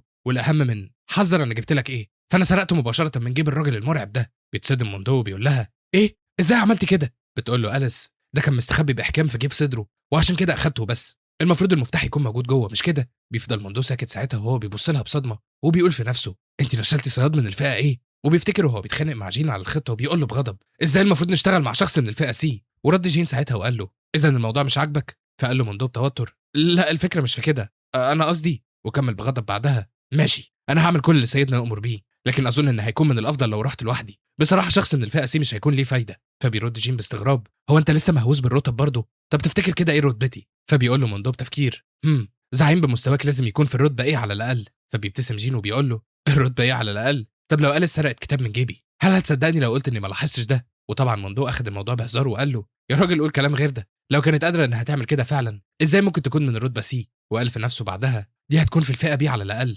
وبنرجع مره تانية للحاضر وبتبص أليس على الكيس اللي معاها وبتقول باستغراب هل ده كيس المفتاح فعلا؟ انا مش شايفه اي مفاتيح هنا. فبيقول موندو في نفسه بصدمه دي سرقته بجد. وبيقول لها بعدها هل رجعت الكحول ده من شويه عشان تنقذيني؟ كان ممكن تكوني في خطر شديد انت كمان. بتقول له أليس ليه؟ هو انت متضايق لاني انقذتك؟ بيقول لها موندو لا مش كده، تقنيا احنا اعداء لدودين. بتقول له أليس ايوه حتى لو السما اتقسمت نصين فاحنا اعداء، عدو ببقى عايز اضربه في كل مره يشوف قفاه، بس انا ما قدرتش اسيب شخص يموت قصاد عيني بالشكل ده. في الحقيقه الموضوع ده راجع اكتر انه لو كان جين كون فهو كان هينقذك. بيتفاجئ موندو بيقول لها ايه انت انقذتيني عشان السبب ده بس؟ بتقول له أليس ايه رايك مش الموضوع رائع برضه؟ بيرد موندو ايوه اظن كده. وبيقول في نفسه دي مجرد عاطفه رخيصه، طريقه مثاليه عشان تتقتل بيها. وفجاه بتبص أليس عليه وبتقول بانفعال الوقت ده بصوا على وشه، لو انقذتك يبقى المفروض تقول لي شكرا على الاقل. بيقول لها موندو ايه الفظاظه دي؟ تصرف نموذجي من الفئه سي. ماشي اظن اني ممكن اعمل لك جرعه نمو لما نرجع. بتتفاجئ أليس وبتقول له ها بجد؟ لكنها مش بتلحق تفرح حتى، وفجاه بيحصل انفجار وراهم. فبيبص موندو هناك بسرعه وبيقول في نفسه كان في حقيقتين نسيناهم، الاولى هي ان كل عضو جوه جناح موكي هانجرو كان من اتباع نان هيانج، وفي اللحظه اللي سموا سون وو فيها نوى سون وو انه يقتل الكل من البدايه، والتانيه هي سمه الوحش. وبيظهر سون وو ساعتها وهو بيقول انا كنت بخطط لقتلك بعد ما اقبض على الضيف الخفي، لكن ازاي تجرؤي على استهداف حاجتي؟ وبنعرف وقتها ان اصحاب سمه الوحش عندهم تملك شديد لممتلكاتهم وعشان كده بيسيبوا روايح عليها. فبيقول سون وو لأليس بغضب انك تطمعي في ممتلكاتي، انا لازم امدح وقاحتك المطلقه، انك تخدعي حواسي ولو للحظه، انت عندك موهبه مش وحشه فعلا. وبيبتسم بعدها وهو بيخرج لسانه وبيقول ايه الحماس ده؟ وبنكتشف ساعتها ان الوحش اللي اصابه الملل والجمود في اوقات السلم خرج زئير مفعم بالبهجه علشان اول صيد ليه من سنين، وبيستخدم سون وو زئير المفترس فعلا اللي بيصيب الفريسه بالشلل. فبيحط موندو ايده على ودنه بسرعه وبيقول في نفسه مهاره، جسمي كله اتجمد. وبتقف أليس وهي فاتحه عينها بصدمه وبتنهج من الخوف وبتقول في نفسها جسمي مش راضي يتحرك. بيتحرك موندو بسرعه ساعتها وبيقول لأليس اهربي بسرعه. وفي نفس اللحظه بيهجم سون وو عليه وبيطيره بعيد. فبتصرخ أليس عليه بخوف وبيقول لها سون وو ما تقلقيش انا مش هقتلك فورا بما انها اول عمليه صيد ليا من وقت طويل. بتفضل أليس واقفه مكانها وهي مصدومه وبتقول في نفسها انا مش عارفه حتى نتنفس بشكل صحيح. وبيقول سون وو بحماس دلوقتي بدأ الصيد رسميا. فبيقول موندو في نفسه العين ده شبه موقع وحش بوابه. وبيكمل سون وو بيقول يلا بسرعه وريني مخالبك. فبيلاقي مجموعه كرات غريبه حواليه وفجاه بتنفجر في كل مكان. وبنكتشف ساعتها ان موندو استخدم مهاره الصيدلي طوفان السن. لكن سون وو بيبتسم بنفس الحماس وبيقول ده باب مصنوع من السم، انت بتخطط لاستخدام حاسه شم الحاده ضدي؟ وبيبدا يمتص الدخان من حواليه بكل حماس وبيقول اكيد كل فريسه بتكافح بطريقتها الخاصه، كافح بجهد امير، دي الطريقه اللي احب ان فريستي تتصرف بيها بالظبط. وفجاه بيبص جنبه وبيلاقي موندو واقف. فبيقول له سون وو انا مش شايف الفريسه الصغيره اللي بتترعش خلاص. بيرد موندو بثقه انا اتخلصت منها، فالتعامل مع وحش مزعج واحد هيكون اكتر من كافي ليا لوحدي. وبيبدا يكلم أليس في نفسه ساعتها وبيقول لها اهربي بالابر اللي استخدمتها، المفروض يتم شفاء الشلل اللي حصل بسبب زئيره، انت حسيتي بيها من مهارته مش كده؟ لو حاولنا نهرب مع بعض مش هيكون عندنا اي فرصه، انا هحاول اوفر لك اكبر قدر ممكن من الوقت، وعشان كده روحي لسيدنا بسرعه وبلغيه بالموقف. وبتبدا أليس في الهروب بسرعه ساعتها وبتقول لسون وو مدمن مخدرات نموذجي دايما بتكون مليان بالكلام المعسول. فبيقول موندو في نفسه بما اني انقذتك المره دي فاحنا متساويين بخصوص جرعه النمو دي، فهمتي؟ لكنها بتقول له بلاش تظهر بمظهر البطل، اتاكد بس من النجاه، انا هجيب جين كون مهما كانت الظروف. وبينطلق سون وو للهجوم على موندو ساعتها، لكن موندو بيتفادى الهجوم وبيخرج سلاح حصري للصيدلي وهو ابره تقيله. فبيهجم سون وو عليه مره تانية وبيقول له انت رجوليه اكتر من اللي يبان عليكي، لو ما كنتيش عدوتي كنت خليتك تبقي زميلتي. بيقول له موندو انا مش رجولي وبس، بل انا راجل ايها الوحش المنحرف. وبيستخدم مهاره الحبه المحرمه اللي بتستهلك حبه مسمومه لتعزيز القدرات البدنيه مؤقتا. وبيقول في نفسه دي حبتي التانية بالفعل، انا استخدمت الاولى علشان احمل ضربته الاولى ودي هي التانية، بما ان الحبه المحرمه دي بتستخدم السم فهي اقوى بعده مرات من مهارات التعزيز العاديه. وبينطلق للهجوم على سون بعدها بالابره التقيله. فبيقول له سون وو ايه المشكله معاك يا راجل؟ انت بتهجم عليا بهجماتك الخاصه بجد. فبيستمر موندو في الهجوم وبيقول في نفسه لكن العيب هو ان السم بيتراكم في جسمي. بيقول له سون وو انت ممتع اكتر بكتير مقارنه بالضعف المثيرين للشفقه هنا، وبيهجم عليه وبيسيبه. فبيقول موندو في نفسه لو استخدمت حبوب محرمه اكتر من كده هنا، لكنه مش بيلحق يكمل الجمله. وفجاه بيلاقي سون وو بيهجم عليه مره تانية وبيقول له دلوقتي خلينا نلعب بطريقه اعنف شويه. ومن قوه الضربه بتتكسر الارض من حواليهم، لكن حسن الحظ ان موندو بيتحرك بسرعه وبيتفادى الهجوم الاساسي، لكنه بيتصاب من الاثار بتاعته. فبيقول في نفسه ايه ده؟ دي كلها قوه نتيجه الخطوه على الارض بس؟ هل دي هي القوه الحقيقيه لرتبه ايه؟ وبيمد سون وو ايده ناحيته ساعتها وبيهجم عليه. فبيطير موندو وبتتكسر الحيطه من وراه وبيقول سون وو اوه هل نسيت ورا بالعمد علشان تخفف من حده الاصطدام؟ لكن هل استسلمت؟ وبيبدا يتحرك ناحيته وبيقول له ماشي، دلوقتي ما بقاش في مكان تهرب له على اي حال. بما ان ده كان ممتع فانا هظهر لك الرحمه وهخلص على حياتك من غير وجع. بس فجاه ملامحه بتتغير وبيقول بغضب ها صحيح، ده بيحصل احيانا. فار محشور في الزاويه بيعض القطه. وبنشوف موندو وهو واقف قصاده بجسمه المليان بالجروح ساعتها وبيقول له ايوه الموضوع غريب، المعاناه بالشكل ده مش من طبعي فعلا. انا بعترف انك قوي، لكنك مش قوي بالقدر الكافي عشان تخليني اتخلى عن حياتي، لاني قتلت بالفعل وحوش اقوى منك بكتير. ممكن يكون ده السبب اللي مخليني حاسس وكأن عندي فرصه حقيقيه. ماشي، انا اكيد هكون مضطر اجازف في حياتي. بيتعصب سون وو ساعتها وبيقول له مجرد رتبه بي، انت فقدت عقلك اخيرا. بيكح موندو دم وبيقول له وهو بيبتسم قلت لك انا نفسي شايف ان الموضوع غريب. وبيقول في نفسه لو بس كنت اتخليت عن صاحبه الرتبه سي وهربت كان زماني ضمنت سلامتي الشخصيه. بس ده كان اختيار مش مناسب لبايك موندو على الاطلاق، لكن لو كان جين كون كان هينقذها. بيمسك الابره التقيله بعدها وبيقول هو انا اتجننت انا كمان من كتر ما قعدت مع الاوغاد المجانين دول. وبيقول في نفسه ايوه ده بالظبط. وبيقول لسون وو بكل شجاعه اذا تعالى انت كمان يا ابن وبيجرح نفسه بالابره ساعتها وهو بيقول في نفسه دي هي المشاعر الرخيصه المثاليه اللي هتكون السبب في قتلي. وبكده تكون خلصت حلقه النهارده.